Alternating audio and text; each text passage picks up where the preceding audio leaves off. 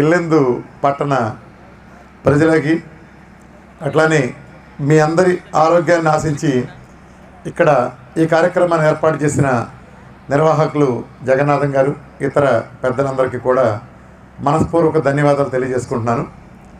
ఈ చక్కటి సాయంత్రం వేళ మీతో ఈ ఆరోగ్యంకి సంబంధించి ఒక చక్కటి ఇష్యూ గురించి మాట్లాడటానికి రావటం నా అదృష్టంగా భావిస్తున్నాను. మొట్టమొదటిగా ఆల్మోస్ట్ ఇది 2019 ఏప్రిల్, కరెక్ట్గా 2 సంవత్సరాల క్రితం నేను ఇప్పటికే అంటే ఒక 30 కిలోలు ఎక్కువ ఉండేవాడిని. నా బరువు తగ్గడం కోసమని నేను సాంప్రదాయంగా చేసే అనేక పద్ధతులు చేసి ఫెయిల్ అయిన తర్వాత, అంటే కొన్ని పౌడర్ ప్రొడక్ట్స్ ఉన్నాయంటే అది వాడాను. అట్లానే విపరీతమైన ఫిట్నెస్ చేసేవాడిని.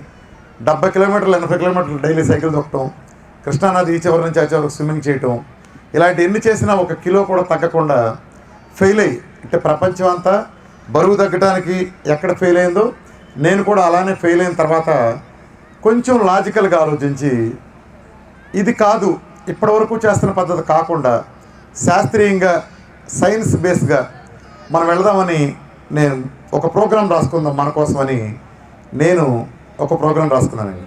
ఒక ఆలోచనతో ముందడుగు వేసినప్పుడు కెనడాకు చెందిన నెఫ్రాలజిస్ట్, కిడ్నీ వ్యాధుల నిపుణుడు ఆయన జేసన్ ఫంగ్ అని, ఆయన చైనీస్ ఆరిజిన్ ఉన్న నెఫ్రాలజిస్ట్, కిడ్నీ వ్యాధి నిపుణుడు ఆయన ఒక సిద్ధాంతం రూపొందించి అన్ని జబ్బులకి హేతువు మనం ఇప్పుడు వీళ్ళు చెప్పినట్టు సమాజంలో 100 రోగాలు లేవు, ఈ రోగాలన్నిటికీ మూలం ఒకటి ఉందని చక్కటి సైంటిఫిక్ ఎక్స్ప్లెనేషన్ ఇచ్చి అసలు రోగం పేరు ఇన్సులిన్ రెసిస్టెన్స్.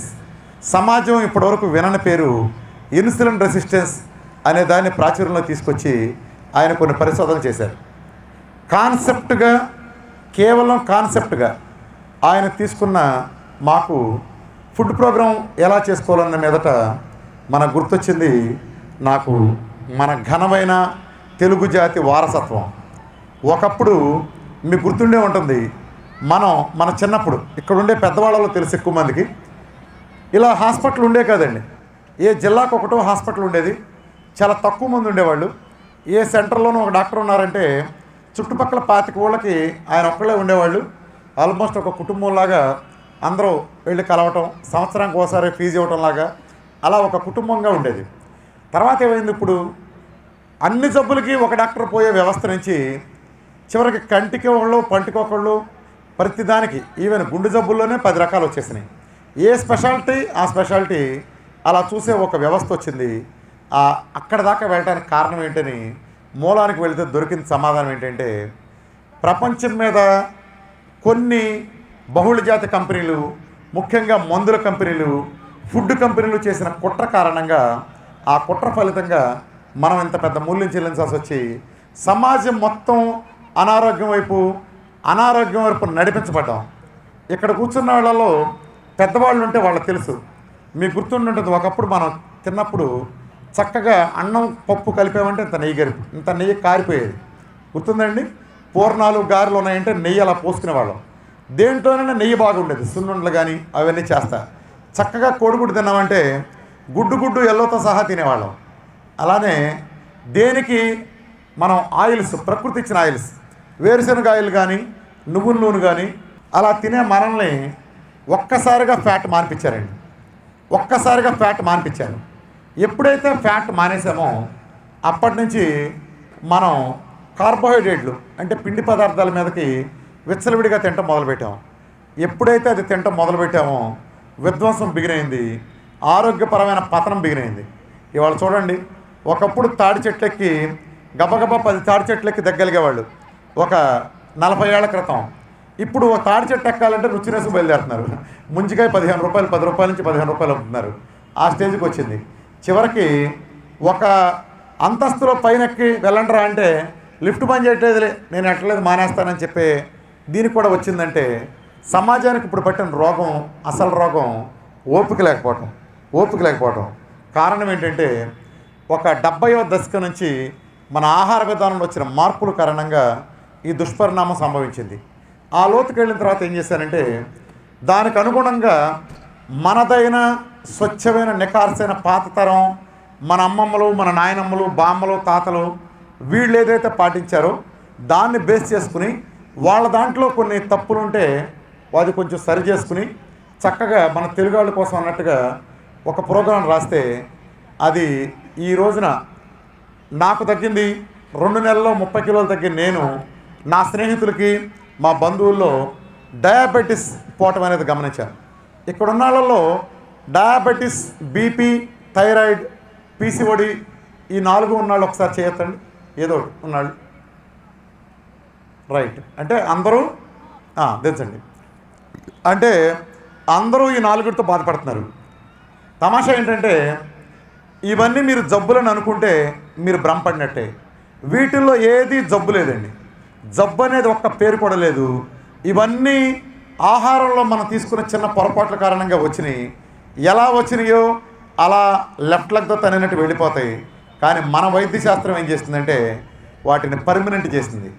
షుగర్ ఒకసారి వచ్చింది శరీరంలో కంటే అది చచ్చే వరకు పోదని, ఈలోపు ట్యాబ్లెట్లు, ఇన్సులిన్ ఇంక్రీజ్ చేసుకెళ్ళాలని, అలానే బీపీ అయితే చచ్చిపోయే వరకు ట్యాబ్లెట్లు వేసుకోవాలని, థైరాయిడ్ అయితే శాశ్వతమని ఇలా తీసుకొచ్చి ప్రచారం చేసి మనుషుల్ని ఒక ప్రయోగశాలలో సమిధలుగా మార్చేశారు.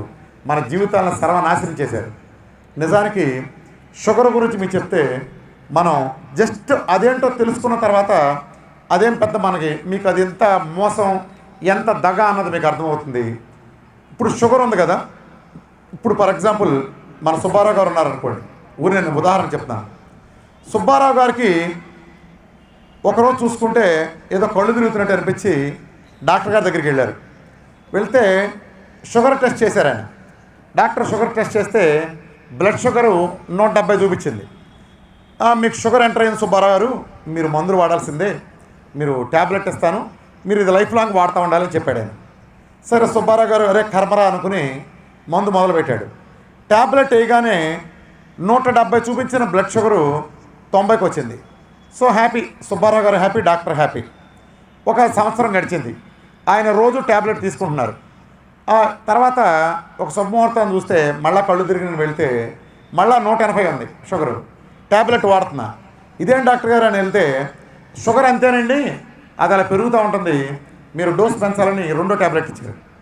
ఇప్పుడు 90కి వచ్చింది. 2వ ట్యాబ్లెట్ వేసుకున్న తర్వాత 90కి వచ్చింది. తర్వాత అలా ఒక 12 ఏళ్ళు 13 ఏళ్ళ ప్రస్థానంలో సుబ్బారావు గారికి 3 ఇన్సులిన్ ఇంజక్షన్లకి 2 ట్యాబ్లెట్కి ట్రాన్స్ఫర్ వచ్చింది. స్లోగా పెంచుకుంటూ వెళ్ళిపోయారు. ఎందుకు వచ్చింది కర్మ? ఆయన బ్లడ్ షుగర్ని కంట్రోల్లో ఉంచడం కోసం.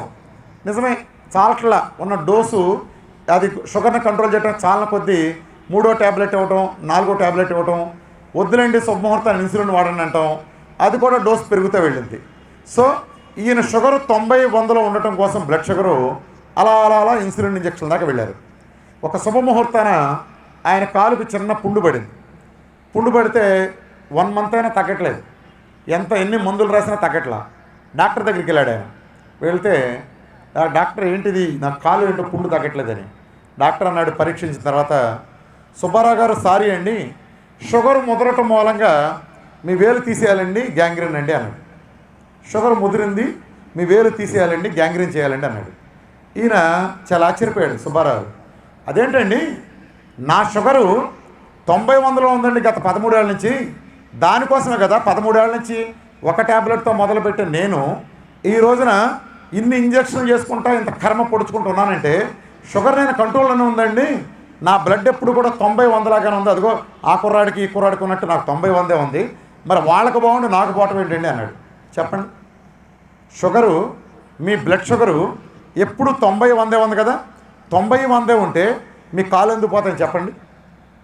మీ షుగరు ఆల్వేస్ 90-100లో ఉంటే మీకు డయాబెటిక్ రెటినోపతి ఏంటి? డయాబెటిక్ రెటినోపతి కారణంగా కంటి చూపు ఎందుకు పోతాయింది? డయాబెటిక్ నెఫ్రోపతి ఏంటి? డయాబెటిక్ కారణంగా కిడ్నీ ఎందుకు పోతాయింది? గుండె జబ్బులు ఎందుకు వస్తున్నాయి చెప్పండి. కంట్రోల్లో ఉన్నారు కదా, దానికోసమే కదా మందులు వాడేది మీరు. మరి మందులు వాడారు, అందరికి ఉన్నట్టు 90-100 ఉంది, అయినా ఎందుకు పోతాయింది? అయినా షుగర్ మొదలటం ఏంటి? 90-100 ఉంటే మొదలటం అని కూడా తగ్గటం అనాలి కదా. ఇప్పుడు చిన్నపిల్లలు ఉంటాడు, వాడికి 90-100 ఉంది, షుగర్ కంట్రోల్లో ఉన్నట్టు, మీరు మందు వేసుకున్నాక 90-100 ఉంది, మరి మీకు కంట్రోల్ ఉన్నట్టేగా. అయినా ఎందుకు పోతున్నాయి కాళ్ళు, అయినా కళ్ళు ఎందుకు పోతున్నాయి, గుండె జబ్బులు ఎందుకు వస్తున్నాయి, కిడ్నీలు ఎందుకు పోతున్నాయి, పక్షవాతం ఎందుకు వస్తుంది, అల్జీమర్స్ ఎందుకు వస్తుంది, జుట్టు ఎందుకు ఊడిపోతుంది, మొహం ఎందుకు నల్లబడిపోతుంది, ఒంటి నిండా గడ్డలు ఎందుకు వస్తున్నాయి, ఎందుకు వస్తున్నాయి చెప్పండి? షుగర్ కంట్రోల్లో ఉంటే.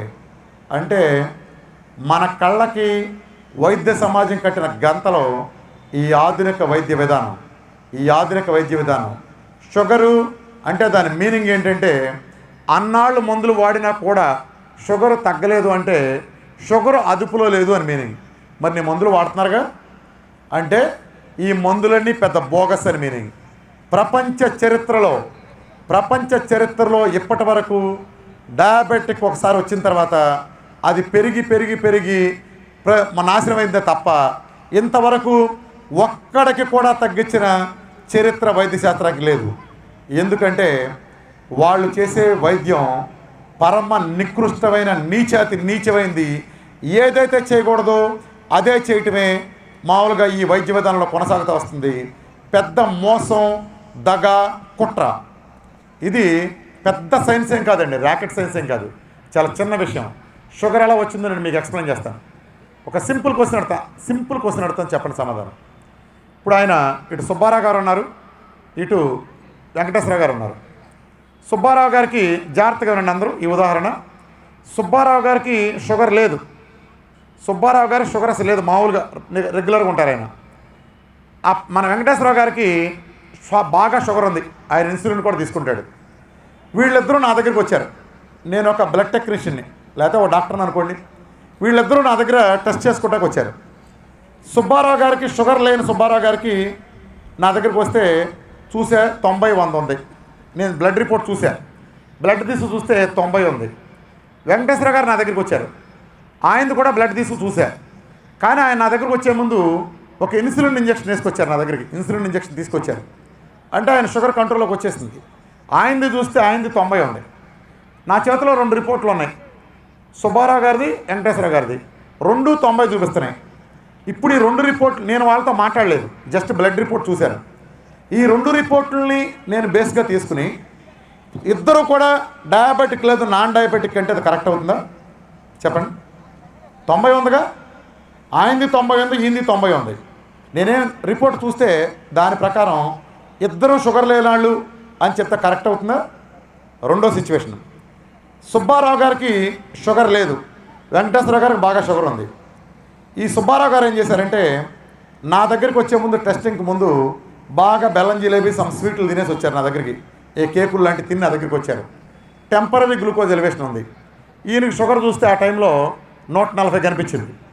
అప్పారావు గారు, వెంకటేశ్వర గారు నా దగ్గరికి వచ్చారు. ఆయన షుగర్ పేషెంట్ అయినప్పటికీ ఇన్సులిన్ తీసుకొచ్చారు కాబట్టి ఆయన చూస్తే 90 ఉంది.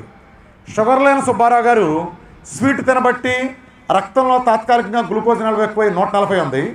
ఈయనకి వెంకటేశ్వర గారికి వచ్చేటప్పటికి మనకు 90 చూపించింది. ఇప్పుడు 2 రిపోర్ట్లు నా చేతిలో ఉన్నాయి. నేను వాళ్ళతో మాట్లాడలేదు కానీ 2 రిపోర్ట్లు నా చేతిలో ఉన్నాయి. చూసి సుబ్బారావు గారికి షుగర్ ఉంది, ఈయనకి లేదు అని నేను చెప్తే అది నిజమవుతుందా చెప్పండి? నిజమవుతుందా? అంటే దీన్ని బట్టి ఏంటండి, ఏం జరిగింది? చేతిలో రిపోర్ట్లు ఎందుకు అబద్ధం చెబుతున్నాయి? ఇప్పుడు నేను ఒక ఆర్థోపెడిషన్ని, కీళ్ళు మార్చే వ్యాధి నిపుణుడు అనుకోండి, ఎముకల డాక్టర్ నేను. నా చేతిలో 2 ఎక్స్రేలు ఉన్నాయి, సుబ్బారావుది, వెంకటేశ్వరరావుది. చూశాను ఇటు సుబ్బారావు గారు కాలు ఇరిగింది. నేను ఆయన అడగవసరలా, నీ కాలు ఇరిగిందా, వాచిందని పెట్టిందని చెప్తాయింది అక్కడ రిపోర్టు, ఇంటర్వ్యూ అవసరంలా. ఈయన చూసా కాలు చక్కగా ఉంది, ఈయన అడగవసరలా, చెప్తా ఈయన కాలు ఇరిగింది, ఈయన విరగలేదని. నేను ఒక కార్డియాలజిస్ట్ని, వీళ్ళిద్దరు రిపోర్ట్లు చూసా. వెంకటేశ్వర గారి హార్ట్లో బ్లాకులు ఉన్నాయి, కనిపిస్తుంది అక్కడ స్కాన్ రిపోర్ట్లో కనిపిస్తుంది, వీళ్ళకి కనిపించట్లా. వీళ్ళతో మాట్లాడకుండానే నేను చెప్తా, ఇదిగో ఈయనకి గుండెలో పూడుకలు ఉన్నాయి, ఈయనకి గుండె ప్రాబ్లం ఉంది, ఈయనకి లేదని నేను చెప్తా రిపోర్ట్ చూసి. అలాంటిది షుగర్ రిపోర్ట్ చూసి ఒక ఎండ్రోక్రైనాలజిస్ట్గా నేను ఎందుకు చెప్పలేను చెప్పండి? ఎందుకని రిపోర్ట్లు అబద్ధం చెబుతున్నాయి? ఒక ఎండ్రోక్రైనాలజిస్ట్కి రిపోర్ట్లు ఎందుకు అబద్ధం చెబుతున్నాయి? ఎందుకు అబద్ధం చెబుతున్నాయి అంటే, ప్రపంచానికి ఎన్నాళ్ళు వీళ్ళు కళ్ళకి నల్లగంతలు కట్టినట్టు షుగర్ని బ్లడ్లో చూసి 120, 130 అంటే షుగరు అని నిర్ధారించడమే బండ బూతు ప్రపంచానికి చేసిన పెద్ద ద్రోహం, మోసం. ప్రపంచానికి చేసిన పెద్ద ద్రోహం, మోసం. నిజానికి ఏం జరుగుతుందంటే, నిజానికి వీళ్ళు ఇస్తే జాగ్రత్తగా అర్థం చేసుకోండి. మన ఇంట్లో ఒక చిన్న ఉదాహరణ చెప్తాను. షుగరు ఏమవుతుంది, ఈ జబ్బు వచ్చిన వాళ్ళకి ఏం జరుగుతుందని చెప్పడానికి. మనము ఇంట్లో ఇప్పుడు మన సుబ్బారావు గారే ఉన్నారు. సుబ్బారావు గారు హాల్లో టీవీ పెట్టుకుని ఆయన చూస్తూ ఉండగా ఆయనకు ఆవుదోడ అంటే బాగా ఇష్టం. ఆయన ఇంట్లో ఆవుదోడను పెంచుకుంటున్నాడు. ఆవుదోడను దగ్గర పెట్టుకుని ముద్దుగా ఉందని చెప్పని కూర్చోబెట్టుకుని దాంతో టీవీ చూస్తున్నాడు. ఆయన చూస్తా అంటే అది దూడ ముద్దే కానీ అది వేసే పేడ ముద్దు కాదు కదా. హాల్లో అది పేడేసింది. దూడ ముద్దే కానీ పేడ ముద్దు కాదు. అప్పుడు సుబ్బారావు గారు ఏం చేశాడు, హాల్లోకి 10 మంది వస్తే బాగోదని ఈ పేడ తీసి బెడ్రూమ్లో పడేశాడు. ఆయన బాగుంది, ఇంకోసారి పేడేస్తుంది అది కాసేపాకి, దీన్ని తీసి కిచెన్లో పడేశాడు. ఎందుకని, హాలు బాగుండటం కోసం. బాగుంది, మనం అందరం వెళ్ళాం. సుబ్బారావు గారి ఇంటికి వెళ్ళి హాల్లో కూర్చుని కాఫీ తాగాం, వచ్చాం. బాగుంది, సుబ్బారావు గారు హాల్ బాగుంది. ఇప్పుడు నేను సుబ్బారావు గారిని ఒక క్వశ్చన్ అడుగుతున్నాను. సుబ్బారావు గారు మీ హాలు బాగుంది, ఓకే, మీ ఇల్లు బాగుందా? ఇల్లు బాగుందా అని అడుగుతున్నాను. మీ హాలు బాగుందా? హాలు బాగుంది. ఇల్లు ఎలా ఉందంటే మీరు హాలు బాగుండటం కానీ భ్రమ పెట్టడం కోసం మీరు ఇల్లును గబ్బు చేశారు, గుర్తుపెట్టుకోండి. అలానే బ్లడ్ షుగర్, మీకు 300 షుగర్ ఉందంటే మీరు ఒక ఇంజక్షను ఒక ట్యాబ్లెట్ ఇస్తే ఏం జరుగుతుందంటే అది కేవలం మీరు ఇచ్చిన మందు ప్రభావంతో మీ షుగరు బ్లడ్ అనే ఒక ఆర్గాన్ నుంచి మాత్రమే మాయమవుతుంది, గుర్తుపెట్టుకోండి. మన ఒంట్లో కిడ్నీలు, కళ్ళు, కాళ్ళు, లివరు, గుండె, ఇలా అన్ని ఆర్గాన్స్ ఉంటాయో అనేక రకాల ఆర్గాన్స్ ఉంటాయి. అట్లానే వాటిల్లో కూడా ఒక రకంగా లిక్విడ్ ఆర్గాన్ ఆ బ్లడ్ మీరిచ్చిన మందుతో ఏం జరుగుతుందంటే కేవలం ఆ బ్లడ్లో ఉండే షుగర్ 300 ఉండే షుగర్లో 90 మీకు కనిపించిందంటే మందు తర్వాత ఆ 200 షుగర్ ఎక్కడికి వెళ్ళిందంటే ఇక్కడి నుంచి ట్రాన్స్ఫర్ అయ్యి వేరే శరీరంలో వేరే ఆర్గాన్ మీద కూర్చుంది, వేరే ఆర్గాన్ మీదకి వెళ్ళింది.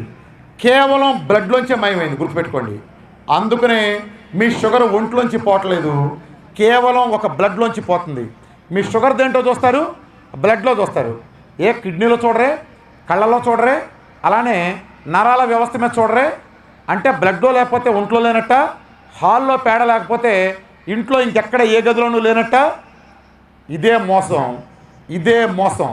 షుగర్ పోవాలి, షుగర్ మనకి హాని చేయకూడదు అనుకుంటే అది మన ఒంట్లోంచి పోవాలి తప్ప కేవలం మనం మోసం చేయడానికి బ్లడ్లో చూపిస్తే బ్లడ్లోంచి తరిమేస్తే అవ్వదు. ఇది బేసికల్గా దీని పునాది. అసలు షుగర్ అంటే ఏంటో మనం తెలుసుకుంటే, షుగరు ఎందుకు వస్తుందని తెలుసుకుంటే అన్ని జబ్బులకి మూల కారణం అండి. నిజానికి షుగర్ అనేది ఒక వ్యాధి కానే కాదు, ఒక వ్యాధి కానే కాదు, వేరే వ్యాధి తాలూకు లక్షణం. అలానే బీపీ అయినా అంతే, థైరాయిడ్ అయినా అంతే, పీసీఓడి లాంటి, ఆర్థరైటిస్ లాంటి అన్నీ కూడా ఇవేవి జబ్బులు కాదండి, వేరే ఒక జబ్బు తాలూకు లక్షణాలు. మన సమస్య ఎక్కడ వస్తుందంటే అసలు రోగాన్ని వదిలేసి మనం లక్షణాలను ట్రీట్ చేస్తే ఎన్ని జన్మలు ఎత్తినా కానీ ఆ వైద్యం ఆ లక్షణం తగ్గదు.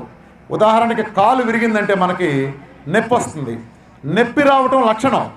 మీరు నొప్పి వచ్చింది కదా అని పెయిన్ కిల్లర్ ఇస్తే కాలు విరిగిన కాలు అంటుకోదు. ఈ కాలు తిరిగి కట్టుకట్టి అంటుకునే వరకు కూడా ఆ నొప్పి అనేది జీవితాంతం అలాగే ఉంటుంది. కాబట్టి మనం వైద్యం చేయాల్సింది నొప్పి తగ్గడానికి పెయిన్ కిల్లర్ కాదు, కాలు అంటుకుంటానికి, ఇరిగిన కాలు అంటుకోవడానికి కట్టుకట్టితే అది మాత్రమే వైద్యం అవుతుంది. కానీ వీళ్ళు ఏం చేస్తున్నారంటే ఆధునిక వైద్యం కానీ ఎక్కడైనా సరే లక్షణమైన షుగర్ను పట్టుకుని జబ్బు అని పేరు పెట్టి దానికి ట్రీట్మెంట్ ఇవ్వటం కారణంగానే సమాజంలో ఒక్కళ్ళకు కూడా తగ్గలేదు. నేను ఒక సామాన్యుడిని, మళ్ళీ చెప్తున్నాను, మనందరం ఇక్కడ కూర్చున్న మెడికల్ వీళ్ళంతా సంబంధం లేని ఎవరైతే ఉన్నామో మీలాగానే నేను కూడా ఒక సామాన్యుడిని. కానీ నాకంటూ ఒక లాజిక్ ఉంది, ఒక నిజం. 2 రోళ్ళు 4 అని నిజం నాకు అర్థమైన తర్వాత ఆ నిజం నాకు ఎలా అర్థమైందంటే 2 రోళ్ళు 4 అని 2 రోళ్ళు 4 అని ఎక్కాల పుస్తకాలతో నేను బట్టి పట్టలేదు. 2ని 2 సార్లు పక్క పక్కన పెట్టుకుంటాం వలన 4 వచ్చింది కాబట్టి నాకు అలా అర్థమైంది. నేను ఎక్కాల పుస్తకం బట్టి పట్ల. అలానే దీంట్లో కూడా నేను పూర్తిగా సహేతుకమైన లాజిక్తో వెళ్ళి మోడర్న్ సైన్స్ని అధ్యయనం చేసి దాన్ని అడాప్ట్ చేసుకుని చేయటం వలన నాకు కాన్ఫిడెంట్గా అర్థమైంది. షుగర్ విషయంలో కానీ, బీపీ విషయంలో కానీ, థైరాయిడ్ ఇలాంటి వ్యాధుల విషయంలో ఇప్పటి వరకు వైద్య శాస్త్రం ప్రపంచం కళ్ళకి గంతలు కట్టి మోసం చేస్తూ వచ్చి పెంచి పోషించిందని. ఏంటి ఉపయోగం అలా చేయటం వలన? మామూలుగా మనం ఆవునో గేదెనో పాలు ఇవ్వడానికి పెంచుకుంటాం. ఆ ఆవు కానీ గేదె కానీ మీరు గెడ్డేస్తే మేతేస్తే పాలు ఇస్తుంది, లేకపోతే ఇవ్వదు. కానీ అది కూడా మళ్ళీ 10 నెలల తర్వాత ఆగిపోతుంది. మళ్ళా ఆ సూడిగా ఉన్నంతసేపు కూడా మనకు పాలు ఇవ్వదు. మనం ఊరినే మేపుతూ ఉండాలి ఒట్టిగా ఉన్నప్పుడు కూడా. కానీ షుగర్ పేషెంట్ ఏంటంటే ఒకసారి షుగర్గా ఎంటర్ అయిన తర్వాత వాడు చచ్చిపోయే వరకు రోజు పాలు ఇచ్చే పాడావులు అంటాడు. మేత వేయకుండా పాలు ఇచ్చే పాడావులు అంటాడు.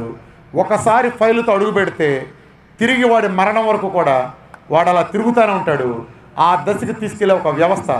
దీని మూల లాభం ఏంటంటే కొన్ని మందుల కంపెనీలు, కేవలం కొద్దిపాటి మందుల కంపెనీలు లక్షల కోట్ల ఆర్జన కోసం, లక్షల కోట్ల సంపాదించడం కోసం మనల్ని బోనులో పెట్టి ప్రయోగం చేసే ఎలుకలు పందుల కంటే హీనంగా మన ట్రీట్ చేసి పోతే పోయింది, మానవ జాతి పోయినా పర్లేదు, కేవలం నా గల్లా పెట్టి నిండాలి అనే దుర్బుద్ధితో మన జీవితాలతో చెలగాటమాడి ఈరోజు ఇంత పెంచి పెద్ద చేశారు. మీరు గమనించండి, షుగర్ రాగానే మిమ్మల్ని అడిగే మొట్టమొదటి క్వశ్చన్, మీ నాన్నగారికి ఉందా, మీ నాన్నగారికి ఉందా, మీ అమ్మకు ఉందా అని అడుగుతారు. ఉందండి అని బుర్రాడిస్తాం. అదిగో చూసారా మీకు వచ్చేసింది అంటారు. మరి అదే డాక్టరు మీ తాతకుందా అని అడగమనండి, మీ తాతకుందా అని అడగమనండి. మనలో 100కు 99 మంది తాతలకు షుగర్ లేదు, గుర్తుపెట్టుకోండి. మన పెద్ద వయసు వాళ్ళకి లేదు, తండ్రులకు ఉంది. ఎందుకంటే ఈ దౌర్భాగ్యం, ఈ కర్మ ఒక దశ నుంచి ప్రాప్తించింది కాబట్టి ఆ కుట్రలో మన తండ్రుల తరం నుంచి మన ముందు నుంచి బలయ్యారు. ఇప్పుడు మనం బలైనాక వాళ్ళకి 60 ఏళ్ళకి 70 ఏళ్ళకి వచ్చేది కర్మ ఇవాళ 30 ఏళ్ళకి వచ్చింది. ఇవాళ మన తర్వాత తరం పిల్లలను చూస్తే ఎంతో బాధేస్తుందండి. మన చిన్న వయసులో తాడి చెట్లెక్కి, గోళ్ళెక్కి, చెట్ల మించి దిగి ఎక్కి ఎంత బలంగా డాబాల మించి దూకి ఎన్ని పనులు చేసి ఎంత చేసేవాళ్ళం.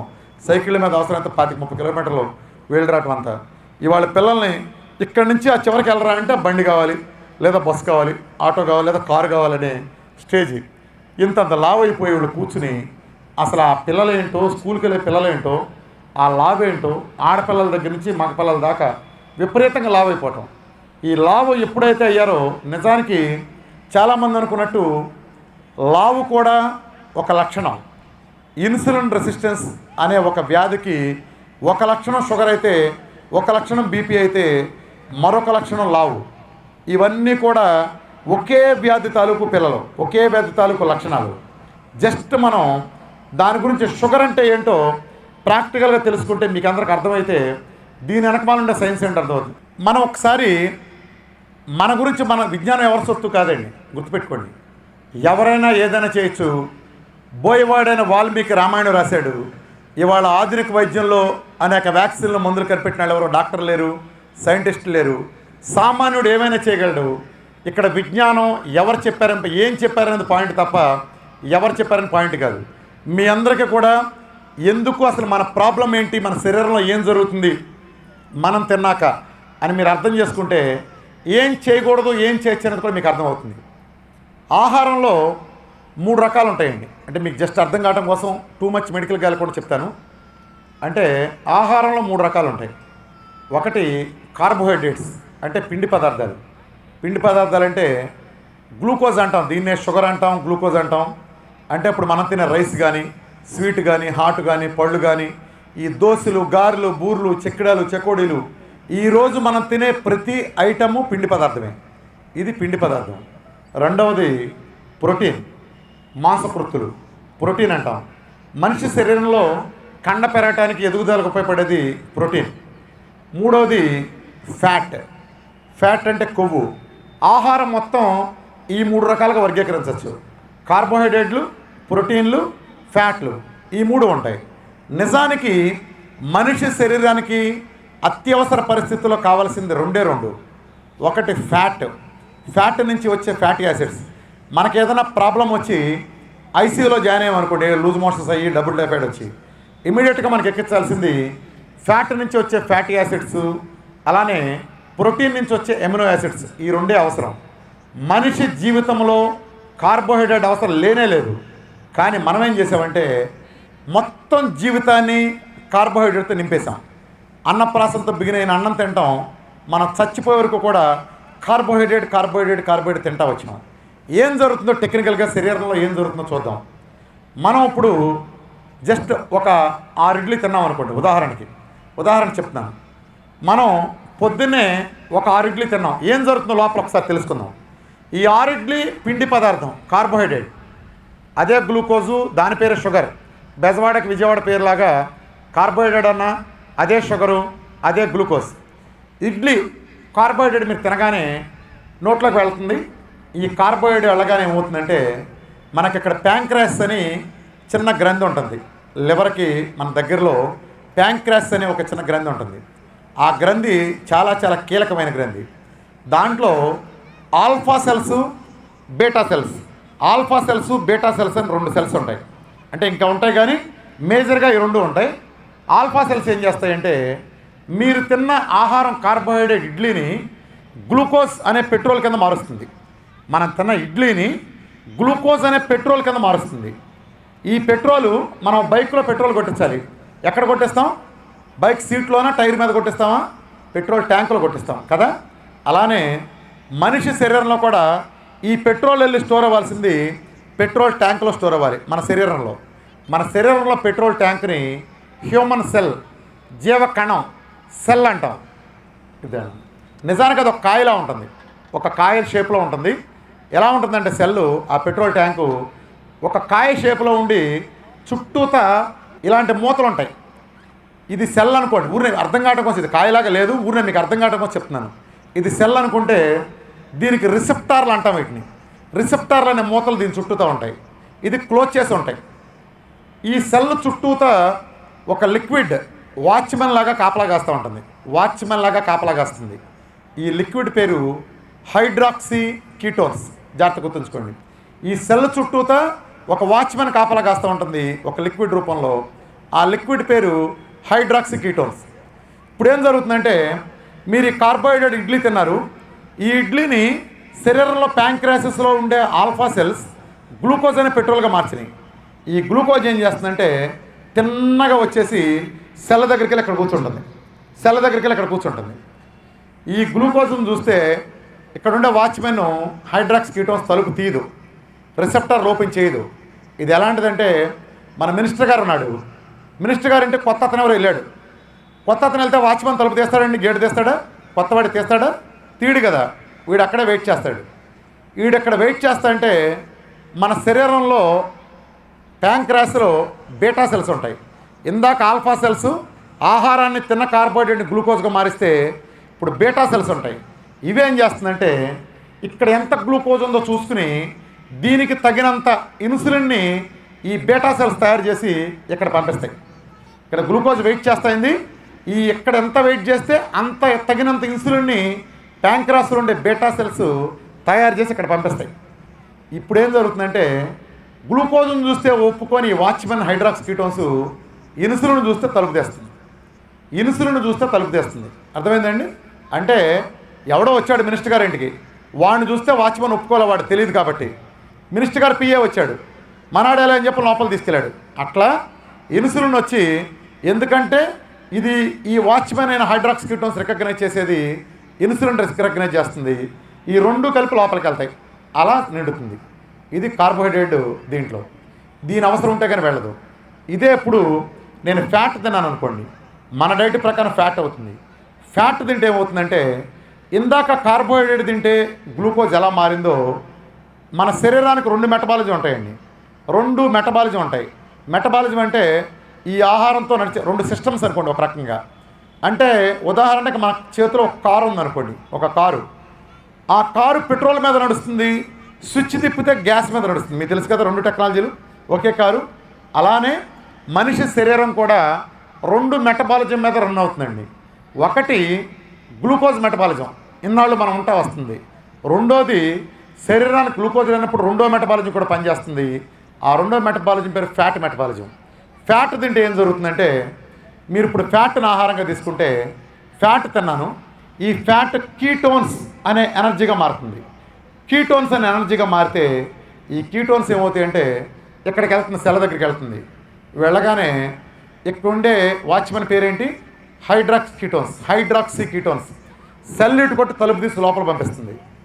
ఎందుకంటే జాగ్రత్తగా ఏనండి, ఫ్యాట్ నుంచి వచ్చింది కీటోన్స్, ఇక్కడ కాపలా ఉంది హైడ్రాక్స్ కీటోన్స్. 2 ఒకటే జాతి. అంటే మినిస్టర్ గారి ఇంటికి వచ్చింది మినిస్టర్ గారు బామ్మరిది వచ్చినా ఎవడో పిఆర్ రావాలంటాడా, సెల్యూట్ కొట్టి లోపల పంపుతాడు. అలానే ఇక్కడున్న వాచ్మెన్ కీటోన్స్, మీకు వచ్చింది కీటోన్స్ కాబట్టి దీన్ని చూడగానే తలుపు తీస్తుంది, మీరు ఫ్యాట్ డైరెక్ట్ సెల్లోకి వెళ్ళిపోతుంది. ఇన్సులిన్ అనేవాడు పని ఉందండి. ఇక మినిస్టర్ పిఆర్ రికమెండేషన్ అవసరం ఉందా మనకి? అది ఎలా లేదో తెలిసినాడు వచ్చినప్పుడు లేదో, ఫ్యాట్ను నేరుగా తీసుకున్నాక ఇన్సులిన్తో అవసరం లేదు. అది బేసికల్గా శరీరంలో ఉండే ధర్మం. ఏం జరుగుతుందంటే ఇక్కడ మీకు షుగర్లో 2 రకాలు ఉంటాయి. టైప్ 1, టైప్ 2 అని మీరు ఉంటారు. టైప్ 1 అంటే చిన్నపిల్లలు వచ్చేది. అదేంటో మనం తెలుసుకుంటే సింపుల్గా అర్థమవుతుంది. టైప్ 1 అంటే ఏంటంటే చెప్పా కదా, మన ఆహారం తింటాం, మన శరీరంలో ఉండే ప్యాంక్రాసిస్లో ఉండే ఆల్ఫా సెల్స్ దాన్ని గ్లూకోజ్గా మార్చి ఇక్కడికి వెళ్తే అప్పుడు బీటా సెల్స్ రియాక్ట్ అయ్యి ఇక్కడ ఎంత గ్లూకోజ్ ఉంటే అంత ఇన్సులిన్ తయారు చేసి వదులుతాయి. ఇది ప్రాసెస్ బేసికల్గా. ఒక్కొక్కసారి ఏమవుతుందంటే శరీరంలో చిన్న పొరపాట్లు జరుగుతాయి. మన ఈ ప్యాంక్రాస్లో ఉండే బీటా సెల్స్ ఇన్సులిన్ తయారు చేస్తాయంటే మన శరీరంలో ఆటో ఇమ్యూన్ సిస్టమ్ ఉంటుంది, మన కాపాడే ఒక రక్షణ వ్యవస్థ. అది తప్పుగా అర్థం చేసుకుని ఏం చేస్తుందంటే పొరపాటును తప్పుగా అర్థం చేసుకుని ఇది మన శరీరానికి హాని కలిగిస్తుందేమోనని భ్రమించి ఈ బీటా సెల్స్ని చంపేస్తుంది. అంటే మన దేశ సరిహద్దుల్లో మన వాళ్ళు గస్తీ తిరుగుతూ ఉంటారు అనుకోండి, సైనికులు తిరుగుతూ అంటే ఒక పొదలో అలికిడైంది, అరే పాకిస్తాన్లో తీవ్రవాదులు మన దాంట్లో గంట అవుతున్నారని చెప్పని మన వాళ్ళు స్టన్ గన్తో కాల్చేశారు. తీరా చూస్తూ అందులో ఉంది ఎవరు? మన ఇండియన్ సైనికులు. ఏం జరిగింది? మన వాళ్ళని చంపేశారు. ఎలా చంపేశారు? పొరపాటును చంపేశారు. అలానే శరీరంలో కూడా అలాంటి పొరపాట్లు జరిగి మన శరీరంలో ఉండే రోగనిరోధక వ్యవస్థ, మన శరీరంలో ఉండే ప్యాంక్రాస్ చక్కగా పనిచేస్తున్న ప్యాంక్రాస్ని, బీటా సెల్స్ ఉత్పత్తి కేంద్రాన్ని చంపేస్తుంది. ఎప్పుడైతే చంపేసిందో ఏం జరుగుతుందంటే ఇప్పుడు నాకు బీటా సెల్స్ లేదు. ఇది నార్మల్గా చిన్నపిల్లలు వస్తుంది, అందుకే జువైనల్ డయాబెటీస్ లేదా మన టైప్ 1 అంటాం దీన్ని. ఎప్పుడైతే ప్యాంక్రాస్లో బీటా సెల్స్ చనిపోయినాయో వీడు మామూలుగా ఇడ్లీనో దోశ తింటాడు, ఇది గ్లూకోజ్గా మారుతుంది. ఈ గ్లూకోజులు ఇక్కడ కూర్చుంటుంది. ఈ గ్లూకోజ్ని చూసి సెల్ తలుపు తెరుచుకోదు, ఎందుకంటే ఇన్సులిన్ కోసం వెయిటింగ్. ఇక్కడ ప్యాంక్రాస్ ఉందా? బీటా సెల్స్ ఉన్నాయా? చచ్చిపోయింది. చచ్చిపోయినప్పుడు ఇన్సులిన్ వస్తుందా? రాదు. గ్లూకోజ్ సెల్ ఖాళీగా ఉంటుంది, ఆకలి నకనకలాడుతుంది, ఎనర్జీ లేదు, ఎందుకంటే ఇందులోకి వెళ్ళిందే వాడుతుంది. పెట్రోల్ ట్యాంకులో కొట్టించిన పెట్రోల్ ఉంటేనే అది కారు నడవడానికి ఉపయోగపడుతుంది తప్ప అది వెనక సీట్లోనో డిక్కీలోనో ఉంటే పనిచేస్తుందా? పనిచేయదు. అలానే ఇందులోకి గ్లూకోజ్ వెళ్ళటల్లా బయట కూర్చుని వీడికి ఆకలి నీరసం వచ్చి ఇంకా తింటాడు గ్లూకోజ్ షుగర్ని, అది ఇంకా బయట ఉండి ఈ షుగర్ నెలలో పెరిగిపోయి చనిపోతాడు. కాబట్టి ఇది టైప్ 1 అంటాం దీన్ని. ఇక్కడ వీడికి ఇన్సులిన్ లేదు కాబట్టి గ్లూకోజ్ దీంట్లోకి వెళ్ళటం లేదు కాబట్టి చచ్చినట్టు బయట నుంచి ఇన్సులిన్ ఇంజెక్షన్ ఎక్కిస్తారు. ఇన్సులిన్ని బయట నుంచి ఇంజెక్ట్ చేస్తారు. అలా ఎక్కించినప్పుడు ఈ తలుపు తెరుచుకుని ఇన్సులిన్ చూసి తలుపు తెరుచుకుని ఈ గ్లూకోజ్ లోపలికి వెళ్తుంది. వీళ్ళకి చచ్చినట్టు జీవితకాలం ఇన్సులిన్ ఇంజెక్షన్ చేస్తారు. ఇది టైప్ 1. జాగ్రత్తగానండి. టైప్ 1 అంటే ఇన్సులిన్ ఉత్పత్తి కాకపోవటం టైప్ 1 అంటాం. ఇక ప్రపంచం యొక్క విషాద కథ, మీలో ఇక్కడ చేతులందరూ ఇక్కడ ఇంతమంది చేతులు ఎత్తిన వాళ్ళందరి విషాద కథ టైప్ 2.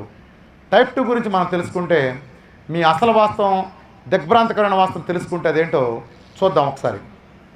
ఇప్పుడు మన సుబ్బారావు గారు ఉన్నారు. చిన్న ఉదాహరణ ద్వారా మీకు చెప్తాను, మీకు అర్థం కావడం కోసం.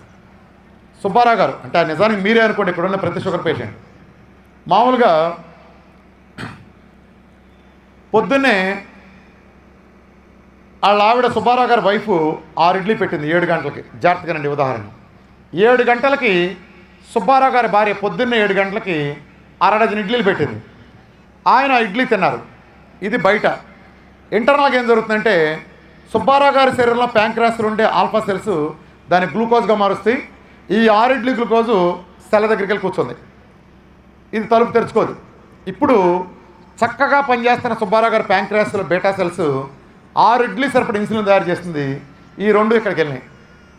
సుబ్బారావు గారికి సెల్కు ఒక కెపాసిటీ ఉంటుంది. ఇప్పుడు మన కారులో పలానా కారుకి ఓ పెట్రోల్ ట్యాంక్ కెపాసిటీ, ఈ కారుకి 30 లీటర్ల, ఆ కారు 40 లీటర్ కెపాసిటీ లాగా సుబ్బారావు గారి సెల్కి కూడా ఒక కెపాసిటీ ఉంటుంది. అది ఉదాహరణకి ఈయనకి 6 ఇడ్లీ కెపాసిటీ అనుకోండి. ఉదాహరణ మీకు అర్థం కావడం కోసం చెప్తున్నాను. ఈయన cell capacity, tank capacity 6 idli. ఇప్పుడు ఆయన 6 ఇడ్లీ తిన్నారు. రాత్రంతా నిద్రపోయి లేచారు కాబట్టి రాత్రి తిన్నది అరిగిపోయింది కాబట్టి ట్యాంక్ అంతా ఖాళీగా ఉంది.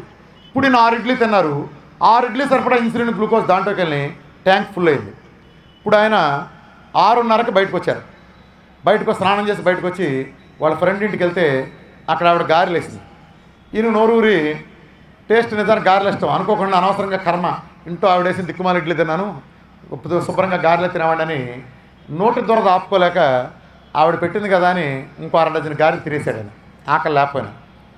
నోటికి ఒక కుర్తో గారెలు బాగున్నాయి కదా అని 6 డజన్ గారెలు తిన్నారు. అరగంట గ్యాప్లో ఏం జరుగుతుందంటే ఇప్పుడు లోపల ఏం జరుగుతుంది, ఈ గారెల్ని ఈయన శరీరంలో ఉండే ఆల్ఫా సెల్స్ గ్లూకోజ్ కింద మారుస్తాయి. 6 గారెల గ్లూకోజ్ వెళ్ళి ఇక్కడ కూర్చుంది, సెల్ బయట కూర్చుంది. చక్కగా పనిచేస్తున్నాయని ప్యాంక్రాస్లో బీటా సెల్స్ రెండోసారి అరగంట గ్యాప్లోనే రెండోసారి ఇన్సులిన్ తయారు చేసి ఇక్కడ పంపించింది. ఇక్కడ దాకా సినిమా బాగుంది. ఇప్పుడు ఈ తలుపు తెరుచుకుంటుందా చెప్పండి? ఆల్రెడీ దీంట్లో ఇందాకేగా 6 ఇడ్లీ వేసి 6 ఇడ్లీ సరిపడా గ్లూకోజ్ వేసి ట్యాంక్ నింపాం. ఒక కారు పెట్రోల్ కొట్టించి అక్కడ పెట్టాం. ఎక్కడే ఉంది, ఎక్కడికి వెళ్ళా. అరగంటలో మళ్ళీ పెట్రోల్ కొట్టిస్తే ట్యాంక్లో పెట్రోల్ పడుతుందా? ట్యాంకు ఖాళీ, కారు కదిలి ఖాళీ అయితేనే కదా, అది ఖాళీ అయినప్పుడే కదా అందులో పట్టేది. అట్లానే ఇంతకుముందే 6 డజన్ ఇడ్లీలతో ట్యాంకు నింపాం. ఇప్పుడు నోటి కక్కుర్తిపడి మీరు తిన్నారు, ఇది ఆల్రెడీ ఫుల్ అయి ఉంది. ఇప్పుడు ఇన్సులిన్ వచ్చింది కదా అని చెప్పని లోపలికి వెళ్తున్నా, తలుపు తెరుచుకుంటున్నా.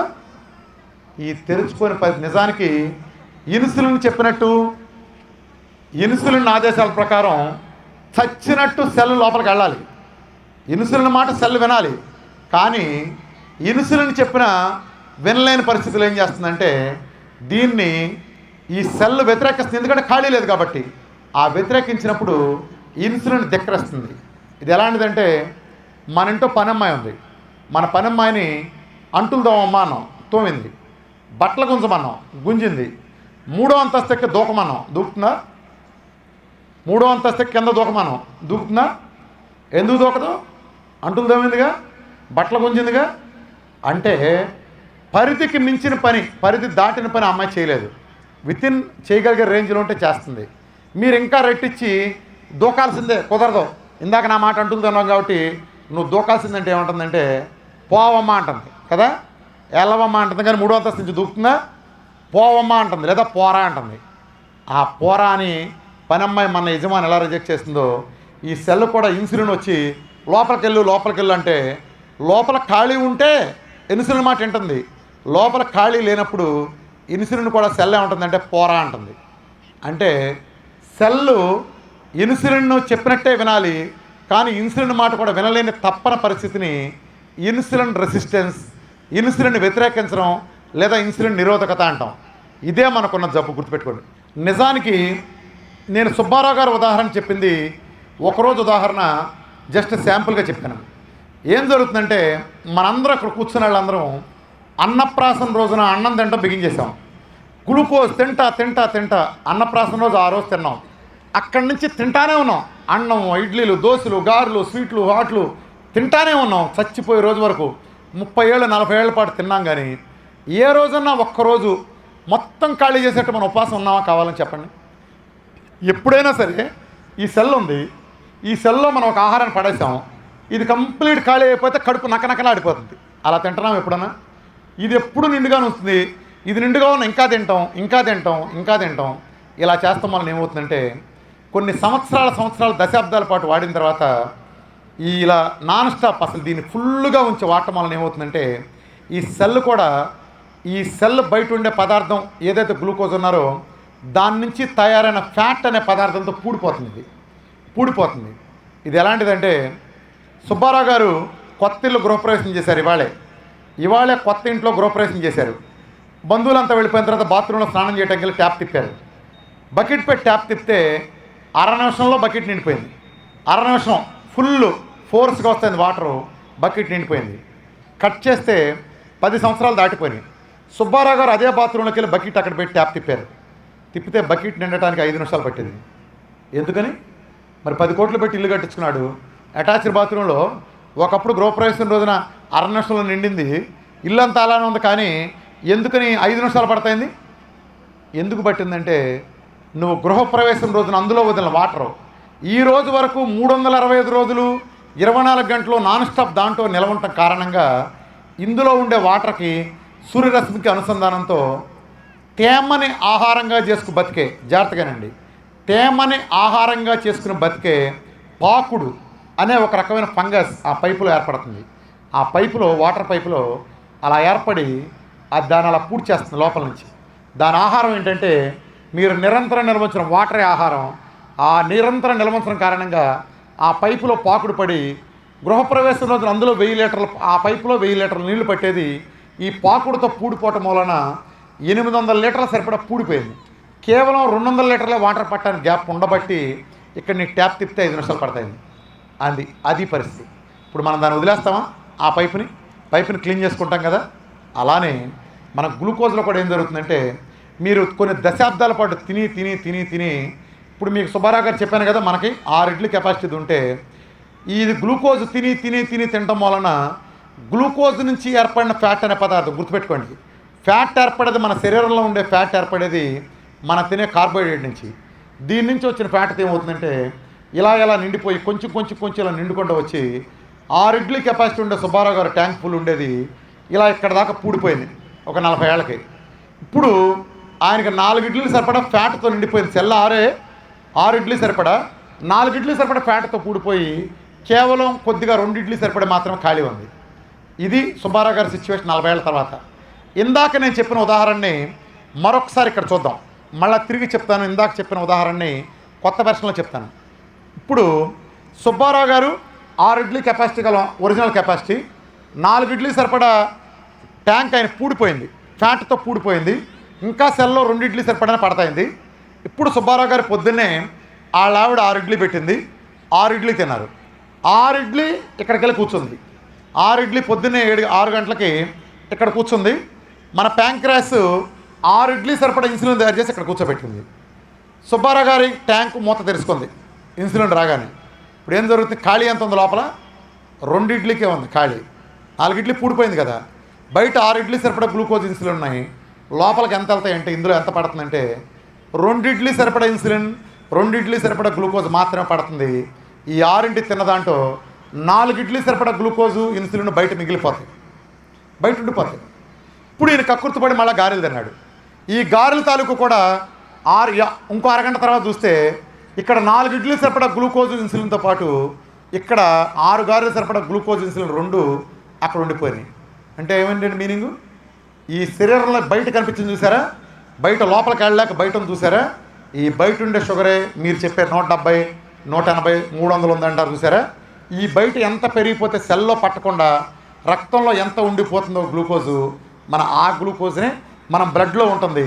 ఆ బ్లడ్లో ఉండేదని చూసి అరే 180 ఉందరా, నాకు 200 ఉందరా, 300 ఇది అంటాం. ఇక్కడ తమాషా గమనించండి. ఇక్కడ 200 షుగర్ మన ఒంట్లో బయట గ్లూకోజ్ కనిపిస్తుంది ఎక్సెస్ అంటే ఆటోమేటిక్ దాని మీనింగ్ ఏంటి?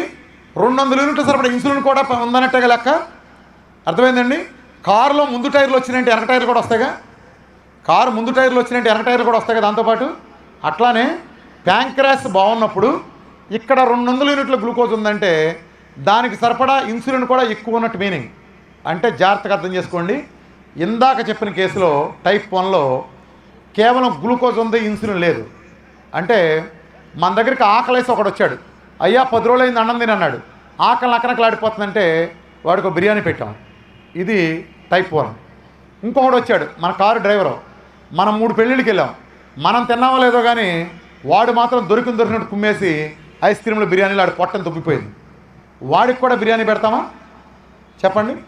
అంటే గుర్తుపెట్టుకోండి, టైప్ 1 అంటే ఇన్సులిన్ లేకపోవటం, టైప్ 2 అంటే ఇన్సులిన్ ఎక్కువ అవటం. గ్లూకోజ్ ఎక్కువ అంటే షుగర్ ఎక్కువ అంటే ఇన్సులిన్ ఎక్కువ, అంతే మీనింగ్. ప్యాంక్రాస్ బాగున్నప్పుడు అంటే ఇక్కడ ట్రీట్మెంట్ ఏం చేస్తున్నారు? ఇన్సులిన్ లేనాడికి ఇన్సులిన్ ఇస్తున్నారు, ఇన్సులిన్ ఎక్కువైనాడికి ఇన్సులిన్ ఇస్తున్నారు. ఏంటండి దౌర్భాగ్యం? అర్థమైందండి ట్రీట్మెంటు? ఎంత చెత్త ట్రీట్మెంట్ వీళ్ళు చేస్తున్నారు.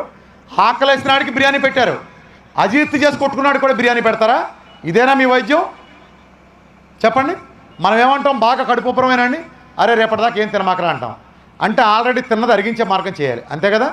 అజీర్తి చేసినాడికి ఆకలేసినాడికి ఇద్దరికి బిర్యానీ పెడతారా? ఏం వైద్యం ఇది?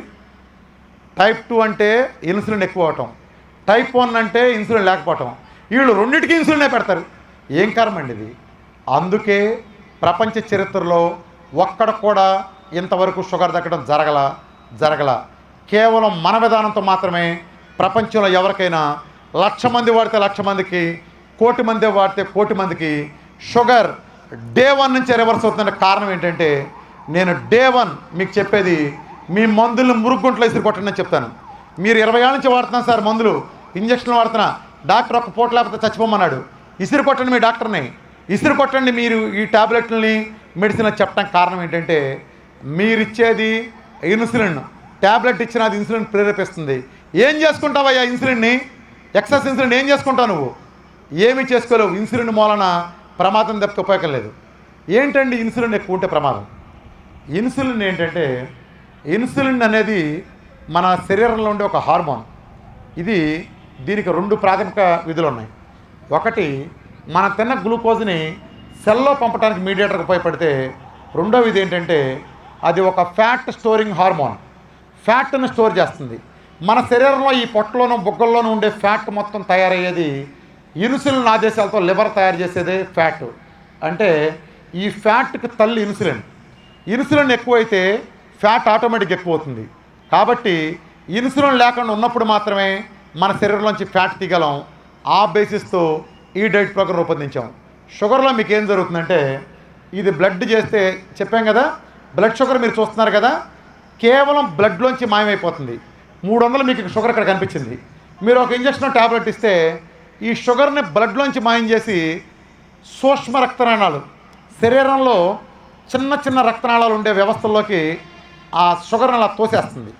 ఎక్కడ ఉంటాయంటే ఎక్కువగా ఈ కళ్ళ దగ్గర, కిడ్నీ దగ్గర, ఒళ్ళంతా ఉండే నరాల వ్యవస్థలు ఉంటాయి. కాళ్ళల్లో మనకు ఎక్కువ నరాలు ఉంటాయి. ఈ నరాల దగ్గర ఇక్కడ డిపాజిట్ ఏమవుతుందంటే, షుగర్ ఎప్పుడైతే బ్లడ్లోంచి తోలేశారో అది వెళ్ళి ఆర్గాన్ మీద డిపాజిట్ అయితే ఏం జరుగుతుందంటే, అక్కడ కూర్చుని అది దాన్ని తినేస్తుంది. ఎలా అంటే, ఇలాంటి గ్రీన్ మ్యాట్ ఉన్న పచ్చని లాన్ ఉందనుకోండి, మన దగ్గర పచ్చటి లాన్ గడ్డి పెంచుతున్నాం. లాన్ పెంచుతా అంటే పచ్చగా చక్కగా బాగుంది లాన్. ఇంత పేడ కుప్ప తీసుకెళ్ళి దాంట్లో ఒక చోట వేసాం, ఇంత పేడ తీసుకెళ్ళి లాన్లో వేసాం. ఏం జరుగుతుందండి? 10 రోజులు పోయిన తర్వాత ఆ పేడ కింద గడ్డి మొత్తం చచ్చిపోతుంది కదా. మిగతా లాన్ అంతా బాగుంటుంది పచ్చగా. ఆ పేడ కింద చూస్తే ఏముంటుంది? ఎండిపోయి ఒడిలిపోయి చచ్చిపోయి ఉంటుంది లాన్. అంతేనా? గమనించారా? అది చంపేస్తుంది ఆ పేడ ఎక్కడ కూర్చుంది అక్కడ. అలానే షుగర్ కూడా, నీకెళ్ళి నువ్వు తరిమేసిన షుగర్ వెళ్ళి కళ్ళ మీద కూర్చుని కళ్ళ దగ్గర ఆ దీన్ని ప్రసరించే ఆ సూక్ష్మ రక్తనాళాల మీద కూర్చుంటే అక్కడ దాన్ని చంపేసి కుళ్ళబెట్టేస్తుంది ఆ నరాలని. ఎప్పుడైతే పోనీ మీకు కంటి చూపు పోతుంది, డయాబెటిక్ రెటినోపతి. కిడ్నీ మీద కూర్చుని నరాల వ్యవస్థ మీద కిడ్నీకి ఇవన్నీ మూసేసి ఆ నాళాలను దెబ్బతీస్తుందో ఆటోమేటిక్గా కిడ్నీ ఫెయిల్యూర్ అవుతుంది. కాలు తీయాలంటే కారణం అదే. కాలు కింద మొత్తం నరాల పుట్ట, ఇది వెళ్ళి నరాల మీద కూర్చుంటే ఆ నరాలకు రక్త ప్రసరణ లేక ఆ పార్ట్ చచ్చిపోతుంది. అందుకే కాలు నిలబడతాం, గ్యాంగ్రీన్ రండి తీసేయాలండి అనేది దేనికి అనుకుంటున్నారు? షుగర్ అక్కడ కూర్చుని ఆ పేడలు పచ్చని లాన్ని ఎలా చంపేసి అలా చంపేస్తుంది. ఎందుకంటే అది శరీరంలోంచి పోలేదు కాబట్టి అనర్థాలు జరుగుతున్నాయి. ఇక్కడ మనం ఆ లాన్లో ఆ పేడ తీసేసామనుకోండి, ఏం జరుగుతుంది? చక్కగా 10 రోజుల్లో ఆ పచ్చని గడ్డి మళ్ళీ 10-15 రోజుల్లో చక్కగా నీళ్లు పడితే అలా మొలుచుకొచ్చేస్తుంది కదా. తిరిగి మళ్ళీ మిగతా లాన్లాగా అంతకంటే బాగానే గడ్డి వస్తుంది కదా. అలానే మన డైట్ విధానంతో చక్కగా ఆ షుగర్ డిపాజిట్ లేదుందో ఒంట్లోంచి రిమూవ్ చేస్తాం. కేవలం బ్లడ్లోంచి కాకుండా ఒంట్లోంచి తీసేస్తాం. కాబట్టి అద్భుతమైన ఫలితాలు ఎన్ని వస్తాయి. ఫ్యాట్ తగ్గడం కానీ దీనికి కానీ అన్నీ వస్తాయి. నిజానికి నేను ఇందా చెప్పాను కదా, ఇన్సులిన్ రెసిస్టెన్స్. మనకుండే జబ్బు అది ఒకటే. ఆ జబ్బు ఒక చెట్టు అనుకుంటే, ఇది ఇప్పుడు సపోజ్ ఈ స్టేజ్ మన శరీరం అనుకోండి, దీని కింద ఒక విషవృక్షం ఉంది. ఆ విషవృక్షం పేరు ఇన్సులిన్ రెసిస్టెన్స్. ఈ రెసిస్టెన్స్కి అక్కడి నుంచి ఒక కొమ్మ పొడుచుకొచ్చింది, స్టేజ్ని పొడుచుకుని ఒక కొమ్మ పొడుచుకొచ్చింది, దాని పేరు షుగర్. ఇక్కడి నుంచి ఇంకో కొమ్మ పొడుచుకొచ్చింది, దాని బీపీ అని పెట్టాం. ఇక్కడి నుంచి ఇంకో కొమ్మ వచ్చింది, థైరాయిడ్ అన్నాం, పీసీఓడి అన్నాం, ఒళ్ళు వచ్చింది, లావ్ అయింది అన్నాం. ఇవన్నిటి కూడా గుర్తుపెట్టుకుని, ఈ కొమ్మలన్నీ కూడా ఇవన్నీ కొమ్మలు మాత్రమే. అసలు చెట్టు ఎక్కడ ఉందంటే మన శరీరంలో కింద స్టేజ్ కింద ఉంది, దాని పేరు ఇన్సులిన్ రెసిస్టెన్స్. మనం తెలియక ఏం చేస్తామంటే, ఒకడు అంటాడు, సార్ నాకు షుగర్ ఉంది సార్, అదృష్టం నాకు బీపీ లేదని. నో, నీకు షుగర్, నీకుంది ఇన్సులిన్ రెసిస్టెన్స్. నీకు షుగర్ ఉందంటే బీపీ ఉన్నట్టే, థైరాయిడ్ ఉన్నట్టే, అన్నీ ఉన్నట్టే. నిజానికి నీకుంది షుగర్ అనే లక్షణం కాదు, ఇన్సులిన్ రెసిస్టెన్స్ అనే జబ్బది. అది ఒక కొమ్మ బయటకు వచ్చింది, మిగిలిన రాలేదంతే. కొంతమంది అంటారు, సార్ ఆడాళ్ళు చెప్తారు థైరాయిడ్ వచ్చిన దగ్గర నుంచి లావ్ అయిపోయానండి. నో, మీరు థైరాయిడ్ వచ్చిన దగ్గర నుంచి లావ్ అవటం కాదు. థైరాయిడ్ అనేది ఒక లక్షణం, మీరుండే ఇన్సులిన్ రెసిస్టెన్స్ అనే జబ్బుకి లావ్ అవటం ఇంకొక లక్షణం. అంతేగాని థైరాయిడ్ మూలం లావ్ అవ్వరు, గుర్తుపెట్టుకోండి. థైరాయిడ్ మూలం లావు కాదు, అది ఇన్సులిన్ రెసిస్టెన్స్ మూలనే థైరాయిడ్ వచ్చింది, లావ్ అయ్యారు, షుగర్ వచ్చింది, పీసీఓడి వచ్చింది. ఈ ప్రాబ్లం అంటే కారణం అది.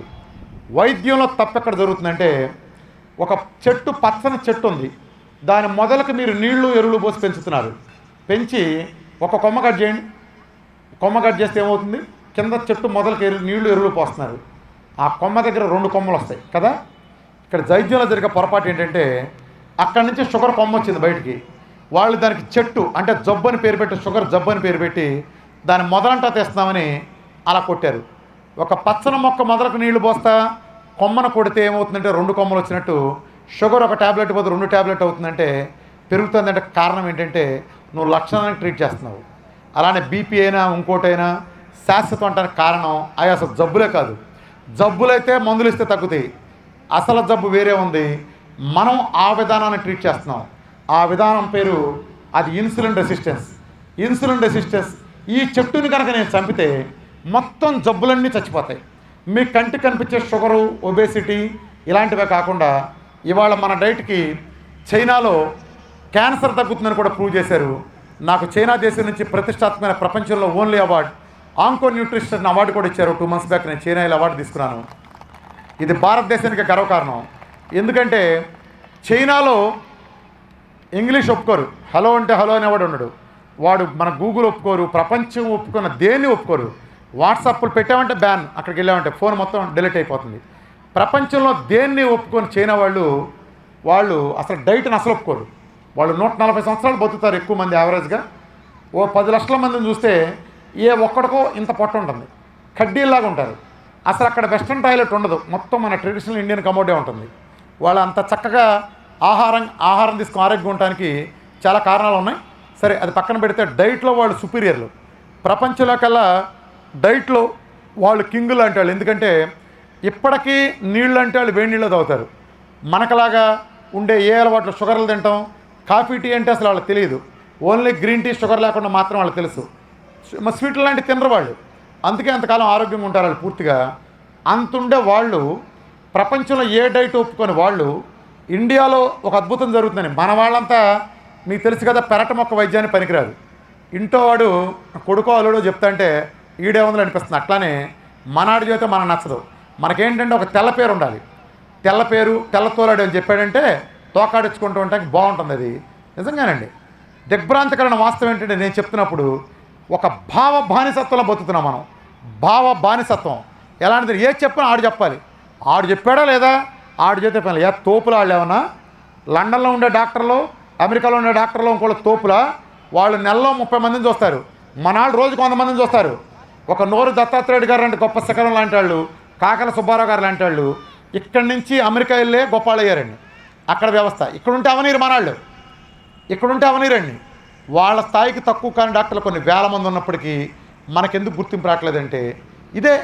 ఏం చెప్పినా అమెరికా చెప్పాలబ్బా, మనం బానిసలం. గుర్తుపెట్టుకోండి, మనం అంత చేవ చచ్చినాళ్ళం కాదు. ప్రపంచానికి ఆయుర్వేదం పరిచయం చేసాం మనం. ప్రపంచానికి యోగా ఇచ్చాం, వాళ్ళ ప్రపంచం అంతా ఆచరిస్తుంది. ప్రపంచానికి 0 ఇచ్చాం. అది ఇచ్చిన మనం, ఇన్ని ఘనతలు సాధించిన మనం ఇప్పుడు వెళ్ళి వాళ్ళకి పెద్ద పాలేళ్ళుగా, వాళ్ళకి భజంత్రులు కొట్టే వాళ్ళకి మారిపోయామంటే ఆడెవడో లండన్లో 2 ఎలుకల మీద చేస్తాడు పరిశోధన. 2 ఎలుకల మీద చేశానరా, ప్రపంచంతో పాటించారంటే తోకప్పకుండా చేయటం. మనం ఎందుకు చేయం పరిశోధన, మన మాట ఎందుకు అన్నాడు. అట్లానే ఇది అనేదో కీటో డైట్ అని. మన డైట్ పేరు గుర్తుంచుకోండి. మన డైట్ పేరు ఈ పబ్లిక్ అంతా సోకాల్డ్ పిలిచి ఆల్రెడీ నేమ్ ఉన్న కీటో డైట్ కాదు కాదు కాదు. గుర్తుపెట్టుకోండి. కీటో డైట్ పేరు మీద ఎవరైనా పిచ్చివాగుడు వాగితే, కీటో డైట్ అనేది 50 సంవత్సరాల నుంచి ప్రాచుర్యంలో ఉన్న ఒక డైట్. విదేశాల్లో బాగా ప్రాచుర్యంలో ఉన్న డైట్. ఆ డైట్ కారణంగా ప్రపంచంలో ఇంతవరకు ఒక్కడ కూడా షుగర్ తగ్గల, గట్టిగా ఒక్కడ కూడా థైరాయిడ్, పీసీఓడి, బీపీ తగ్గల. మహా అయితే కొద్దిమందికి ఒక నెలకు 4 కిలోలు 5 కిలోలు ఒళ్ళు తగ్గుతుంది అంతే. అందంత వీళ్ళు ఏమంటారంటే అదేదో కీటో డైట్ అంటే ఒకటి ఉంది, రామకృష్ణ గారు ఎత్తుకొచ్చి దాన్ని ట్రాన్స్లేట్ చేసి చెప్తున్నాడు. ఆ జనమంతా చెవిలో పూలెట్టు కూర్చున్నారు ఇక్కడ. వీళ్ళంతా ఇన్ని కోట్ల మందికి రామకృష్ణ అని ఒక్కడికి ఇంటర్నెట్ ఉండి వీడు చూసి తెలుగులో అనువాదం చేసి తప్పితే కీటో డైట్ గురించి తెలియదు. ఇక్కడ సరే అమెరికన్ సమాజంలో మన డైట్ని కొన్ని మిలియన్ల మంది చేస్తున్నారని నోరు దత్తాత్రేయ గారి ప్రముఖులు ఎన్ని మిలియన్ల మంది చేస్తున్నారు, లక్షల మంది అక్కడ యుఎస్లో. ఇంతమంది చేస్తే వాళ్ళకు కూడా తెలియదు అదేమి. మన డైట్కి చూడండి, మీడియాలో కూడా తెలియని పిచ్ కామెంట్ చేస్తారు. ఎవడో క్యూటో డైట్ మీద ఏదో పరిశోధన చేశారంట, వెంటనే నా బొమ్మ పెట్టడం, డేంజర్ డైట్ తొక్కలో డైట్ అంటే ఏదో పెట్టడం హెడ్డింగు. అసలు వాళ్ళ దమ్మిడి తెలియదు దానికి. మళ్ళా స్పష్టంగా చెప్తున్నాను, మన డైట్ పేరు PMF diet, protein metabolic fat diet. ఈ డైటు ప్రపంచంలో ఒక్కటే ఉంది, ఒక్కటే రిజిస్టర్ అయింది. అది చైనాలో అఫీషియల్గా రిజిస్టర్ చేసింది గవర్నమెంటు. దాని పేరు చైనా. ఏ డైట్ను ఒప్పుకొని చైనా చరిత్రలో ఒకే ఒక్క విదేశీ డైట్ని మొట్టమొదటిసారి రిజిస్టర్ చేసింది. ఆ డైట్ పేరు విఆర్కే డైట్ ఇండియా. ఇవాళ జపాన్ యాక్సెప్ట్ చేసింది, మలేషియాలో అన్ని హాస్పిటల్లో ప్రపంచం మొత్తం యాక్సెప్ట్ చేసింది. మన దేశంలోనే మొదట్లో నేను ఈ మార్గం తీసుకున్నప్పుడు ఏం చేశానంటే, నేను ఒక ఆహార ప్రచారకుడిని, ఆరోగ్య ప్రచారకుడిని అనుకోండి, నాకు మంచి జరిగింది, నా కుటుంబం, నా స్నేహితులు, బంధువులు బాగుపడ్డారు. నేను చెప్తే నేను మాత్రం బాగుపడతాను. కానీ ఇంత అద్భుతమైంది, మరి ప్రజలు ఇంత బాధలో ఉన్నప్పుడు ఇది అందరికీ చెప్పడం నా బాధ్యత అనుకుని నేను ఒక నినాదంతో ముందుకొచ్చాను. ఒక సామాన్యుడిగా అశోక్ నగర్లో ఒక ప్రింటింగ్ ప్రెస్తో జస్ట్ ఒక కామర్స్ బ్యాక్గ్రౌండ్ నుండి, ఎడ్యుకేషన్ బ్యాక్గ్రౌండ్ నుండి నేను 2017 2 క్రితం ఒక గ్రీటింగ్ కార్డు వేశాను. 2000 ఇంకో షార్ట్ పీరియడ్లో మన 2 రాష్ట్రాల్లో తెలుగు సమాజంలో డయాబెటిక్ టైప్ 2 అనే పదం వినపడకుండా చేస్తానని చెప్పాను. ప్రభుత్వాలకు కానీ అమెరికా నుంచి అనకాపల్లి దాకా డాక్టర్లు అందరూ కూడా అసలు ఒక్కడికి కూడా తగ్గదు ప్రపంచానికంటే, ఒక్కను కూడా మిగలకుండా చేస్తానని ఛాలెంజ్ చేసి, నా పద్ధతి మొత్తం అంతే రా చూసుకుందామనే ఛాలెంజ్, ఆ ఛాలెంజ్తోనే ముందుకెళ్ళా. అలా ఇచ్చినప్పుడు నేను ఆఫరు, కొంతమంది అనుకోవచ్చు ఏంటి రామకృష్ణ గారు ఛాలెంజ్ చేస్తున్నారని. ఒక్కొక్క పద్ధతి ఉంటుందండి.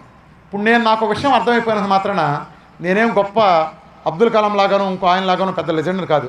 ఎవడో అశోక్ నగర్లో రామకృష్ణ చెప్పగానే షుగర్ తగ్గుతుందంట అనగానే, ఒళ్ళు తగ్గిందనగానే మీరంతా గంతులు వేసుకుని ప్రపంచంతో ఆచరించడానికి. అప్పుడు నేను ఎంచుకున్న మార్గం ఏంటంటే, ఈ సమాజంలో అల్లోపతిక్ వైద్య వ్యవస్థకు ప్రత్యామ్నాయం లేదు. ఎక్కడున్నా ఆ డాక్టర్లు చేయాల్సిందే. ఇందులో కొన్ని లోపాలు ఉన్నాయి. అల్లోపతిక్ చాలా గొప్పది. అందులో మన కాలుకేసే రాడ్ కానీ, పెయిన్ కిల్లర్ కానీ, రూట్ కెనాల్ కానీ, కళ్ళజోడు కానీ, ఇలా అనేకం ఉన్నాయి. స్కాన్లు కానీ.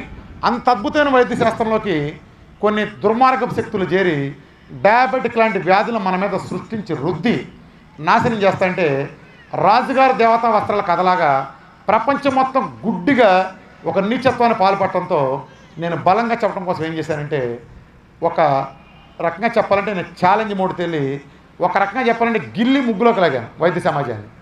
గిల్లి గిచ్చి ముగ్గులోకి లాగాను.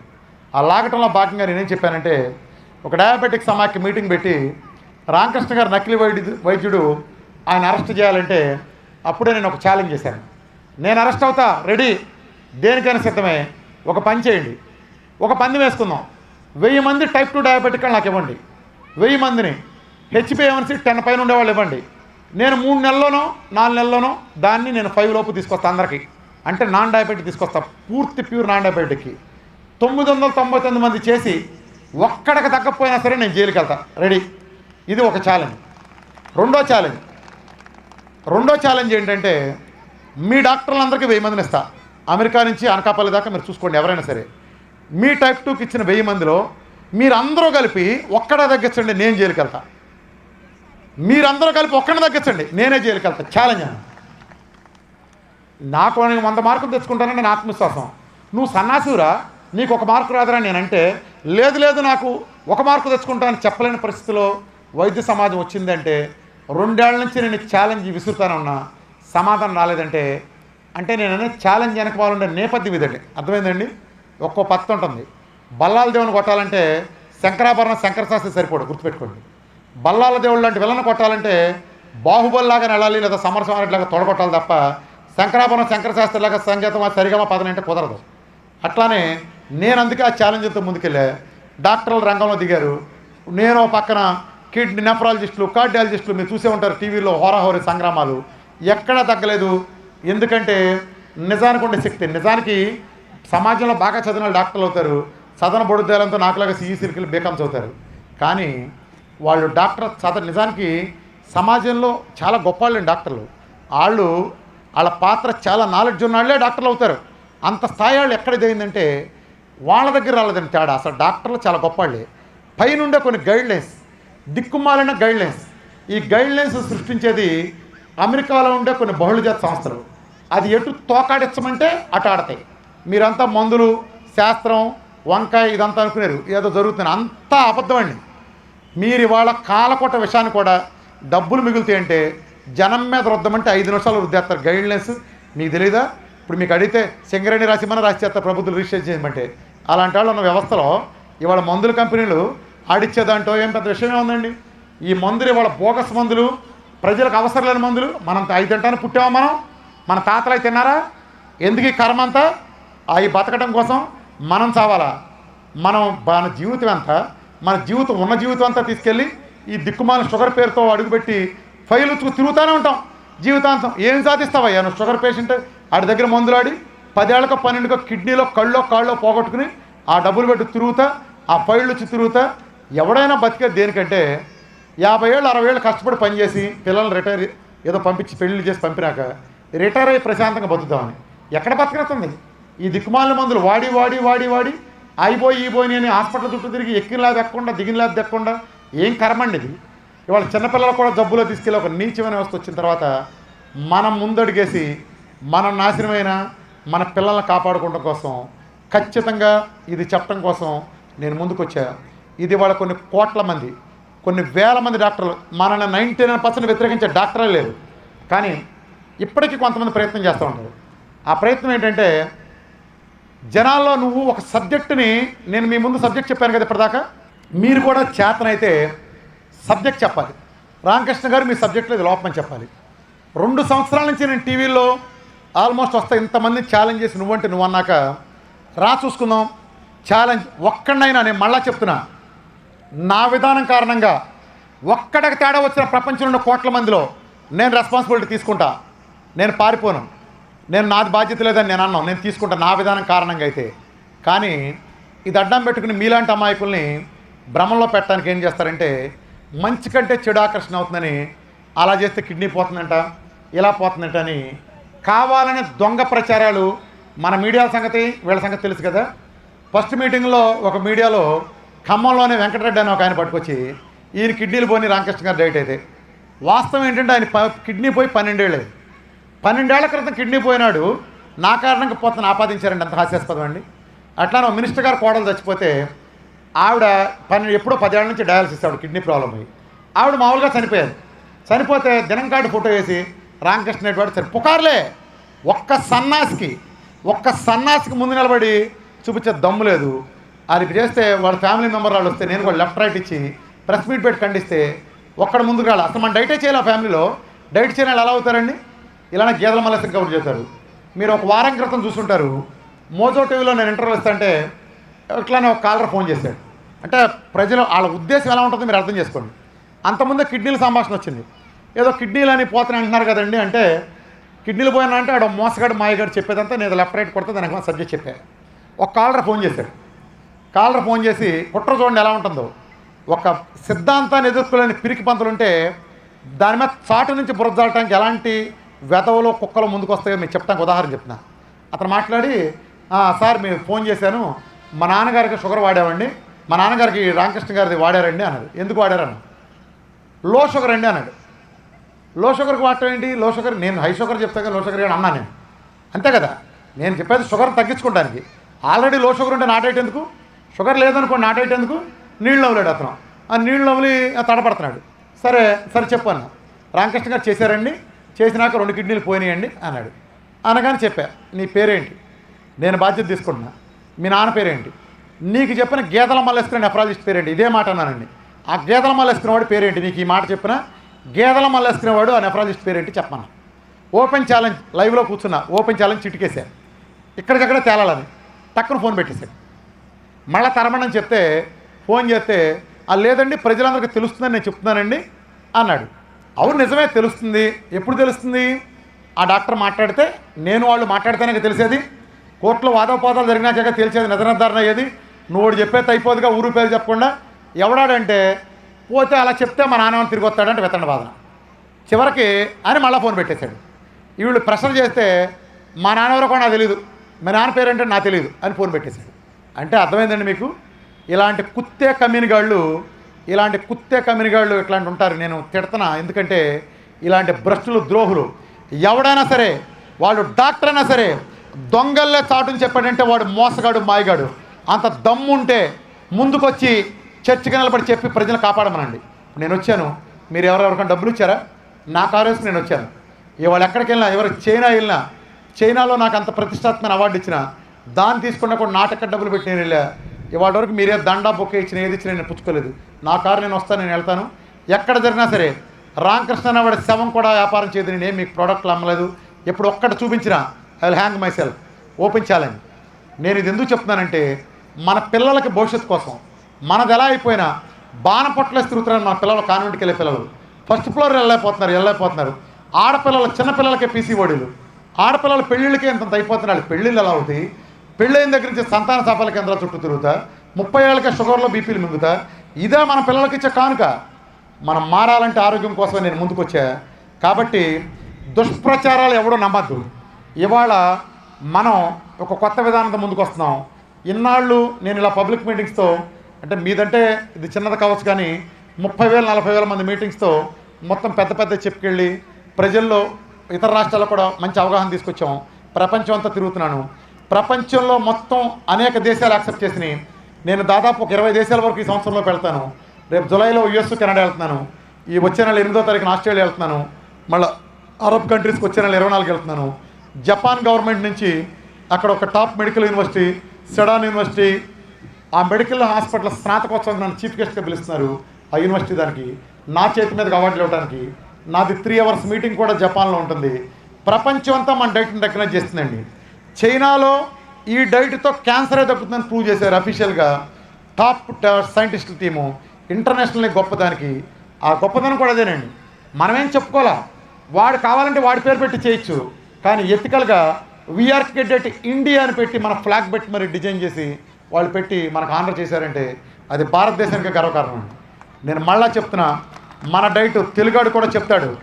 మనకేముంది పౌరుషం, తెల్లాడే కాదు తెలుగాడు చెప్తాడు ప్రపంచానికి డయాబెటిక్ ఎలా పోతుందో తెలియదు. అమెరికా వాడికి ఒళ్ళు ఎలా తగ్గించుకోవాలో తెలియదు. 150 కిలోలు మన దాంట్లో తగ్గి ఒక్క మడత పడకుండా బేరాట్రిక్ సర్జరీ చేస్తే 30 కిలోలు తగ్గితే తోలు లూజ్గా వేలాడిపోతుంది. మన దాంట్లో 140-150 కిలోలు 5 నుంచి 6 నెలలు తగ్గితే అలా గ్రాఫిక్స్ చేసినట్టు స్టిఫ్గా వెనక్కి వెళ్ళిపోయి చర్మం మీద మచ్చలు మాయమై సూర్యాసిస్లు పోయినాళ్ళు. అద్భుతాలు నేను క్లెయిమ్ చేస్తే ఎక్కిళ్ళు పెట్టేస్తారు. పక్షవాతం నుంచి లేసి వచ్చినాళ్ళు. ఆన్లైన్ ఇవన్నీ ప్రజలు చెప్పే ఎక్స్పీరియన్స్. ఇక్కడే అనేక మంది తగ్గిన వాళ్ళు మీరు చూసుంటారు. ఇవన్నీ కూడా ఎటువంటి సందేహాలు వద్దు, నేను బాధ్యత ఉంటా. దీంట్లో భాగంగానే మేము ఒక ఫౌండేషన్తో ఇన్నాళ్ళు మీకు ఒక సందేహం ఉంది. చాలామంది రూరల్లో ఇది తెలిసి కూడా చేయలేకపోవడానికి కారణం ఏంటంటే రామకృష్ణ గారు చెప్పారు, మాకు ఆ వాట్సాప్లు యూట్యూబ్లు తెలియదండి, మేము ఈ మీటింగ్లు రాలేదు, మేము మొదటాలని ఉంది, షుగర్ ఉంది, మాకు సమాధానం పూర్తి నాలెడ్జ్ లేదంటే వాళ్ళ కోసం ఇప్పుడు ఒక కాల్ సెంటర్ స్టార్ట్ చేస్తున్నాం. ఈ వారంలోనే ఇప్పుడు నేను అనౌన్స్ చేస్తాను. టోల్ ఫ్రీ నెంబర్తో వస్తుంది. మీరు ఏ డౌట్ అడిగినా కూడా మేము మా టీం అక్కడి నుంచి ఆన్సర్ చెప్పడానికి. ఇప్పుడు మీకు సందేహం వచ్చింది, మాకు నెంబర్ కాల్ చేస్తే ఏదో పలానా ఆవాలు వేసుకోవచ్చా, వేసుకుముందు డౌట్ వచ్చింది మీకు, పొయ్యిలో వేసే ముందు మన వాళ్ళకి ఒక ఫోన్ కొట్టండి, మీకు ఆన్సర్ వస్తుంది. ఏమన్నా లిక్విడ్ ఫాస్టింగ్ ఎలా చేయాల్సి అన్న డౌట్ ఉందండి, ఇది తీసుకోవచ్చా అడగండి తెలుస్తుంది. లేదా ఏదైనా వైద్యం గురించి అడిగినా మన కాల్ సెంటర్లోనే ఫ్రీగా. ఇన్నాళ్ళు కొన్ని సమస్యలు ఉన్నాయండి.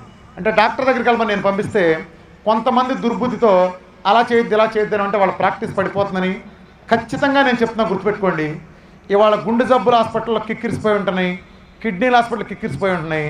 దీనికి కారణం ఏంటంటే ఈ డయాబెటిక్, హైపర్ టెన్షన్ అనే దిక్కుమాలని రెండు వాటికి 80% కారణం అవుతున్నాయండి.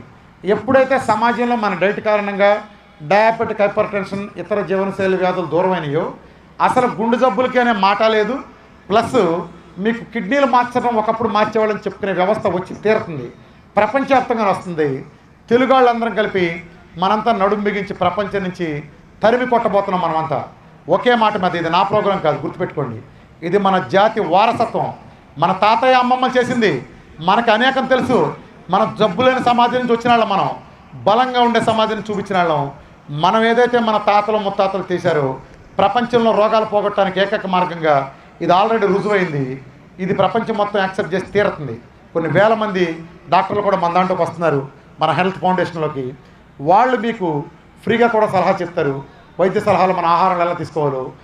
ఆహారం ద్వారా కేవలం మన ఇంట్లో ఉండే అమ్మ, భార్య వీళ్ళు చేసి పెట్టే ఆహారంతోనే ఎటువంటి రోగాలనైనా సరే మొండి రోగాలను కూడా తగ్గించుకునే సత్తా వీళ్ళకుంది. ఇక నుంచి డాక్టర్లు వీళ్ళు చెప్తారు. మనం కూడా మన పందా మార్చుకోవాలండి. మీరు ఇవాళ ఈ డైట్ ఎందుకంటే మీరు ఆల్రెడీ జబ్బుల్లో ఉంటే బాగా ఒళ్ళు కనుక అది ఉంటే అది తగ్గించుకున్న తర్వాత మళ్ళీ ఆ పొరపాటు ఇంతకుముందు ఇది రావడానికి ఏదైతే కారణం అయ్యిందో ఆ కారణాలను మనం సంస్కరించుకోకపోతే మనం ఇంత చేసిన ఉపయోగం ఉండదు. కాబట్టి మీరు దాని ఒక పద్ధతి ప్రకారం సరి చేసుకుంటా వెళ్ళాల్సిన అవసరం ఉంది. అందులో భాగంగానే నేను ఈ డైట్ డిజైన్ చేశాను. ఈ డైటు గుర్తుపెట్టుకోండి, ప్రపంచంలో అనేక డైట్లు ఉన్నాయి. ఏ డైటు కూడా గట్టిగా ఒక్కడక కూడా డయాబెటిక్కో బీపీనో థైరాయిడో పీసీఓడినో సోరియాసిస్ ఒక్కటి కూడా తగ్గల. తిప్పి కొడితే 2 కిలోలు 3 కిలోలు తగ్గుతారు నెలకి, లేదా 5 కిలోలు తగ్గుతారు మ్యాక్సిమం, అంతే. అది కూడా తగ్గరు. మన డైట్తో 100 కిలోలు 150 కిలోలు కూడా సాధ్యం. ఈ అనేక జబ్బులకి పక్షవాతం అల్జీమర్స్ దగ్గర నుంచి వాళ్ళ క్యాన్సర్ దాకా ప్రూవ్ అయింది. లక్షల కోట్ల మంది మీద ప్రూవ్ అయిన మన డైటు అద్భుతమైంది. ప్రపంచాన్ని మనంతా తీసుకెళ్తాం. ఎటువంటి సందేహాలు లేకుండా మీరంతా చేయండి. అంటే నిజానికి నేను సబ్జెక్ట్ చెప్తే నేను 8-9 గంటలని చెప్పగలను. నేను చెప్పగలను, నేనే ఒప్పుకోడు మీకు ఉండాలిగా. అది సబ్జెక్టు పక్కన పెడితే మీరంతా నా డైట్ ప్రోగ్రామ్ ఫుడ్ ప్రోగ్రామ్ గురించి తెలిసిన వాళ్ళు ఎంతమంది నాకు చెప్పండి, చేయొద్దండి. ఆల్రెడీ వీడియోలో చూసిన వాళ్ళు మీరు ఒకసారి చేయండి. అసలు నేను చెప్పిన డైట్ గురించి వినని వాళ్ళు మాత్రమే చేయొద్దండి. డైట్ గురించి మీకు ఇది నిజానికండి చక్కటి ఫుడ్ ప్రోగ్రామ్. మందు అంటే ఏం లేదండి. మందులు మొత్తం పెద్ద మోసం ఏముండదు దాంట్లో. ఒక మందు వాడితే ఎలా ఉంటుందంటే మందుల ప్రపంచం ఒక విషయంలో అండి. అది ఎలాంటిదంటే మందు వాడితే ఆ రోగం కూడా తగ్గస్తారు కదా, మిగతా 100 రోగాలకి ఆలవాలు అవుతుందండి. ఇది ఎలాంటిదంటే ఇంట్లో ఎలుకలు ఉన్నాయా అంటాం, ఓ డాక్టర్ గారి దగ్గరికి సలహా అడిగాం, ఇల్లు అంటించమన్నాడు ఆయన. అదేంటండి ఇల్లు అంటుకుంటే ఎట్టా అన్నాం అనుకోండి, నువ్వేమడిగావు ఎలుకలు చావాలన్నావు కదా, అంతే. వాళ్ళకి ఎలుకలు చావటం ముఖ్యం, దాని మూలం ఇల్లు పోయినా వాళ్ళకి దండగలేదు. అర్థమైందండి. మీకు మందు వాడి మీ నొప్పి తగ్గటం ముఖ్యం. మీరు కడుపులో నొప్పికి మందు వాడారు, కడుపు నొప్పి తగ్గటం ముఖ్యం. ఆ మందు మూలం కొత్త 3 రోగాలు వస్తే వాడికి అనవసరం. మీ కొలెస్ట్రాల్ తగ్గటం వాడికి ముఖ్యం. కొలెస్ట్రాల్ అది తగ్గదు, కంట్రోల్లో ఉంటుంది. కానీ ఆ వాడే మందు షుగర్లో బీపీలు థైరాయిడ్లు ఇస్తే అది వాడికి అనవసరం. నేను చెప్పింది తగ్గిందా లేదా? మిగిలిన రోగాలు మీ మందు మూలం వస్తున్నాయండి. నన్నేం చేయమంటావయ్యా, నువ్వు అడిగింది ఆ రోగం తగ్గాలని. ఈ రోగం వస్తుంది రాదని నేను ఎక్కడ చెప్తాను. ఇది మందుల మూలాన గుర్తుపెట్టుకోండి, దమ్మిడి ఉపయోగం లేదు. మందుల ప్రపంచానికి ఎంత దూరంగా ఉంటే అంత మంచిది. దీనికి కారణం ఏంటంటే మన మందులోకి వెళ్ళడానికి కారణం మనం ప్రకృతి నుంచి బలంగా జరపబడ్డాం. ఒకప్పుడు మనం ప్రకృతితో సావాసం చేసేవాళ్ళం. ఇదే సమ్మర్ ఉంది, మనం బయటికి వెళ్తే గేదెల మీద వెళ్తునే మనం బయటికి వెళ్ళేవాళ్ళం చిన్నప్పుడు. అందరం అంటే చిన్నపిల్లలు తెలియదు కానీ ముంజికాయలు తిని బతికేవాళ్ళం, సీంతమ్మకాయలు తినేవాళ్ళం, తేగలు తినేవాళ్ళం, తాటి పళ్ళు అయిన తర్వాత కాల్చు తినేవాళ్ళం. ఎన్ని తినేవాళ్ళం చెప్పండి. వేరుశనగ పప్పులు తిని అన్నీ ప్రతీదీ కూడా ఒక ఈతకాయలు ఏరుకుని ప్రతీదీ కూడా ప్రకృతి సహజీవనం చేసి ఒక చింతకాయలు ఉప్పు కారం నంచుకుంటాం, ఉసిరికాయలు తింటాం, నారింజకాయలు తింటాం, బత్తాకాయలు తింటాం. అన్నీ ప్రకృతితోనే మనం ఉన్నాం. చెరువుల్లో ఈతలు వేసేవాళ్ళం, గేదెలు దొరికెళ్ళేవాళ్ళం, ఆ పాలు పిండి తాగేవాళ్ళం, రకరకాలు. అలే నాటుకోడి అంతా జంతువులతో మెలగటం. ఇలా ఒక పద్ధతిగా మనం వెళ్ళి ప్రకృతికి దగ్గరగా ఉన్నప్పుడు మనకేం హాని జరగల. ఎప్పుడైతే వాటన్నిటిని మనం మర్చిపోయామో, ఎప్పుడైతే ప్యాకెట్ ఫుడ్లు, బయటికి వెళ్ళే రెడీమేడ్ ఫుడ్లు, కెమికల్ ఆయిల్స్, రీఫైండ్ ఆయిల్స్ రంగప్రవేశం చేసినాయో మనిషి ఆరోగ్యం పూర్తిగా పతనమైంది. రీఫైండ్ ఆయిల్ గురించి కూడా మీకు తెలుసు. 35 ఏళ్ల పాటు దిక్కుమాల రీఫైండ్ ఆయిల్ వాడి ఒళ్ళును గుల్ల చేసుకున్నాం. వేరుశనగ పప్పు గుళ్ళు కిలో 100 రూపాయలు. 100 రూపాయలు ఒక కిలో వేరుశనగ గుళ్ళు ఆడిస్తే 300 గ్రాముల ఆయిల్ వస్తుంది. అంటే 1 కిలో వేరుశనగ ఆయిల్ రావాలంటే 3 కిలోల గుళ్ళు కావాలి. అంటే కనీసం 300 రూపాయలు పడుతుంది. ఇక్కడ 80 రూపాయలకి డబుల్ రిఫైండ్ ఆయిల్ అమ్ముతున్నారు. ఎంఆర్పిఎస్ ఎలా అమ్ముతున్నారండి? 30 ఏళ్ళ నుంచి ఏం తింటున్నాం మనం? మన బుర్రలు ఏమైపోయినాయి? 80 రూపాయలకి ఎలా ఇస్తున్నాడు ఎంఆర్పి? దాంట్లో అన్ని లాభాలు అన్నీ కలిసి ఉంటాయి. ప్యాకెట్ ఖర్చులు అన్నీ మొత్తం ఖర్చులన్నీ కలిస్తే 80. మ్యానుఫ్యాక్చర్ 20 రూపాయలు కూడా పడదు.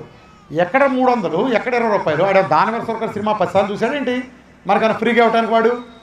అంటే ఒక నీచమైన వ్యవస్థలో నడుస్తుంది. పాలు కూడా అంతే. ఇవాళ ఒకప్పుడు మన ఇళ్లలో ప్రతి ఇంటికి ఒక 50 గేదెలు, 10 గేదెలు, 20 గేదెలు, 50 గేదెలు, 2 గేదెలు, గేదెలు లేని ఇల్లు ఉండేది కాదు, గేదెలు కానీ ఆవులు కానీ. ఇవాళ ఏ రైతు ఇంటోనో ఒక గేదె కొనలేదు. మీరు ఒప్పుకుంటారా ఈ మాట? రైతులు ఏమైనా గేదెలు పెడుతున్నారా? ఆ రోజు జనాభా, హైదరాబాద్ జనాభా లక్షల్లో ఉండేవాళ్ళు. బెజవాడ లాంటి జనాభా వేలల్లో ఉండేవాళ్ళు. బెజవాడ, ఖమ్మం లాంటి జనాభా వేలల్లో ఉండేవాళ్ళు. ఆ రోజున ఇంటింటికి ఇన్ని గేదెలు ఉండి పాలు ఏం చేసుకోవాలో అర్థం కాని రోజుల్లోనే పాలు సరిగ్గా సరిపడా ఉండేవి. ఇప్పుడు పల్లెటూరులో ఒక్కడ గేదె లేదు, వీళ్ళే పాల్గొంటున్నారు ప్యాకెట్లు. ఎవరికి గేదె లేదు. సిటీలో కోట్ల మంది అయిపోయారు జనాభా. మరి లక్షలు ఉండేవాళ్ళు కోట్లు అయ్యారు, వేలు ఉండేవాళ్ళు లక్షలు అయ్యారు. ఇంతమందికి ఎన్ని లారీలు అడితే అన్ని లారీలు ఇచ్చేస్తున్నారు పాలు. ఎన్ని లారీలు మీరు అడిగి 4 లారీలు పంపని అడగండి, ఒక కంపెనీని ఇచ్చేస్తాడు. మీరు 10 లారీలు అడగండి, 10 లారీలు ఇచ్చేస్తారు. ఎక్కడి నుంచి వస్తున్నాయి పాలు? ఒక్కడి దగ్గర గేదె లేదు పల్లెటూరులో, ఎక్కడి నుంచి వస్తున్నాయి మీకు పాలు చెప్పండి? అసలు మనకు లాజిక్ ఉందా? ఇన్ని లక్షల లీటర్లు హైదరాబాద్లో 28 లక్షల లీటర్ల పాలు వాడుతున్నారు రోజుకి. 28 లక్షల లీటర్లు మీ తెలంగాణలో కానీ ఆంధ్రాలో కానీ మనకి ఎవడ వ్యవసాయం చేసి గేదెలను చేసి పాడి పాలు తీసి ఎక్కడ పోస్తున్నారు? వీళ్ళు ఏ కంపెనీలో సేకరించుకొస్తున్నారు? 60 కంపెనీలు ఉన్నాయి, 7 ప్రభుత్వ సహకార సంస్థలు ఉంటే మిగిలిన ప్రైవేట్ కంపెనీలు ఉన్నాయి. ఎన్నోళ్ళు తిరిగి ఎన్ని పాలకాలను వేసుకెళ్తున్నారు? ఏమమ్ముతున్నారు? 5 రూపాయలు పెట్టి బిస్కెట్ ప్యాకెట్ కొంటే దాని మీద గోధుమ పిండి ఎంత ఉంది, మైదా ఎంత ఉంది, పంచదార ఎంత ఉందని కాన్ఫిగరేషన్ రాస్తారే. 21 రూపాయలు పెట్టి 25 రూపాయలు పెట్టి పాల ప్యాకెట్ కొంటాయంటే ముఖ్యమంత్రి దగ్గర నుంచి పసిపిల్లల దగ్గర నుంచి తాగే పాల ప్యాకెట్ మీద అరే ఇది మేము పాలు ఒరిజినల్ పాలు కాదు, ఎక్కడి నుంచో దిక్కుమాల పౌడర్ కొన్నాం, ఆ పౌడర్ ఎలాంటిదో మాకు తెలియదు, ఈ పౌడర్ కలిపిన పాలు ఇదని చెప్పిన దాని మీద రాయరే. ఏమవ్వాలి మనం? ఏమవ్వాలి ఈ పాలు తాగితే? ఎక్కడి నుంచి వస్తున్నాయి? నువ్వు ఏదన్నా ఉంటే నిజం మనకు తెలియజేయాలి కదా. వాడు అది కలపటం నేరం కాదు, ఇది కలిపానని చెప్పకపోవటం నేరం, మన చాటును దాయటం నేరం. హైదరాబాద్లో 1 సంవత్సరం క్రితం ఒక మీడియా సంస్థ ప్రభుత్వ ల్యాబుల్లో ఈ పాలను చెక్ చేయించింది. మన పాల ప్యాకెట్లు వివిధ కంపెనీలు తీసుకెళ్ళి గవర్నమెంట్ ల్యాబ్లో చెక్ చేస్తే 100కి 40 నుంచి 45 ప్యాకెట్లో ఈకోలి వైరస్ మలమూత్రాల నుంచి వచ్చే మన పుష్కరాల స్నానాలప్పుడు బాగా కుళ్ళిపోయిన నీళ్ళలో ఉంటుంది చూసారా, ఆ ఈకోలి వైరస్ 100కి 40 ప్యాకెట్లు బయటపడింది. డయేరియా కలిగించే వైరస్ బయటపడింది, అట్లానే యూరియా బయటపడింది. ఏం తింటున్నాం మనం? ఎవరు చెప్పాలి ఇవన్నీ? ఈ వ్యవస్థను ఎవరు కాపాడాలి మన పిల్లల్ని ఇటు బారి నుంచి ఈ కల్తీ ప్రపంచంలో? అది చల్తా దిక్కుమాల కెమికల్స్. ఒక వేరుశెనగపప్పు గింజలేని డబుల్ రిఫైన్డ్ వేరుశెనగాయలు, సన్ఫ్లవర్ గింజలేని డబుల్ రిఫైన్డ్ సన్ఫ్లవర్ ఆయిల్, ఆ పచ్చి కెమికల్లు విషం బీటీ పత్తి విత్తనాల నుంచి తీసిన జసాన్ని వీటినే మనం 3 పూట్ల తింటా ఏదో ఆరోగ్యంలో ఉన్న భ్రమ కలిగితే మన పిల్లల బస్తాలా తయారంటే అవరో, మన పిల్లలు చిన్నప్పుడే కళ్ళజోళ్ళు పెట్టారంటే పెట్టరు, మన పిల్లల ఆడపిల్లలకి 6 నెలలైన హార్మోన్ ప్రాబ్లమ్స్ రావట్లేదంటే ఉండదా?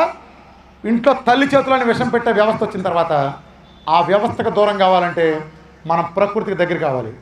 మళ్ళా దిక్కుమాల పారేసి గుర్తెచ్చుకోండి. మన పెద్దవాళ్ళని తాతని అడగని చెప్తాడు, అమ్మమ్మని అడగని చెప్తుంది నాయనమ్మని. వేరుశెనగ గుళ్ళు కొనుక్కెళ్ళి మార్కెట్లో చక్కగా నా దగ్గర సంచిలో తీసుకెళ్తే ఆ ఎద్దు తిరుగుతూ ఉండేది, ఆ గింజలు అందులేస్తే ఆయిల్ వచ్చేది, ఆయిల్ ఒక గిన్నెలు ఇచ్చేవాడు, చెక్క ఇచ్చేవాడు, చెక్క తీసుకొచ్చి గీతలు పెట్టేవాళ్ళం, లేకపోతే మన ఆయిల్ శుభ్రంగా తీసుకునేవాళ్ళం. నువ్వులంతే, కొబ్బరంతే, ఏది చేసినా ప్రకృతి నుంచి తెచ్చుకునేవాళ్ళం. ఇప్పుడు అన్నీ ప్లాస్టిక్ వచ్చినాయి, మొత్తం కల్తీ అయిపోయింది, మొత్తం కెమికల్స్. ఉప్పు అంతే. మీకు గుర్తుందా? ఆడవాళ్ళకి ఇవాళ 10 మందిని గదిలిస్తే 9 మంది థైరాయిడ్. ఇదే ఆడవాళ్ళని మీరు గుర్తెచ్చుకోండి. కొన్నేళ్ల క్రితం, కొన్ని దశాబ్దాల క్రితం థైరాయిడ్ అంటే దాని స్పెల్లింగ్ కూడా తెలియదు ఆ సమాజంలో. ఎప్పుడైతే దిక్కుమాలిన ఉప్పు పోయి దిక్కుమాలిన ఉప్పు రంగప్రవేశం చేసిందో, రూపాయికి దొరికే ఉప్పు పోయి 10 రూపాయలు దొరికే ఉప్పు ఎప్పుడైతే మార్కెట్లోకి వచ్చిందో అప్పటి నుంచే ఆడవాళ్ళకి కర్మ పట్టుకుంది. బీపీలు పెరగటం, బీపీ కంపెనీ మందుల సేల్స్ 100 రెట్లు పెరగటం అప్పటి నుంచే పట్టుకుంది.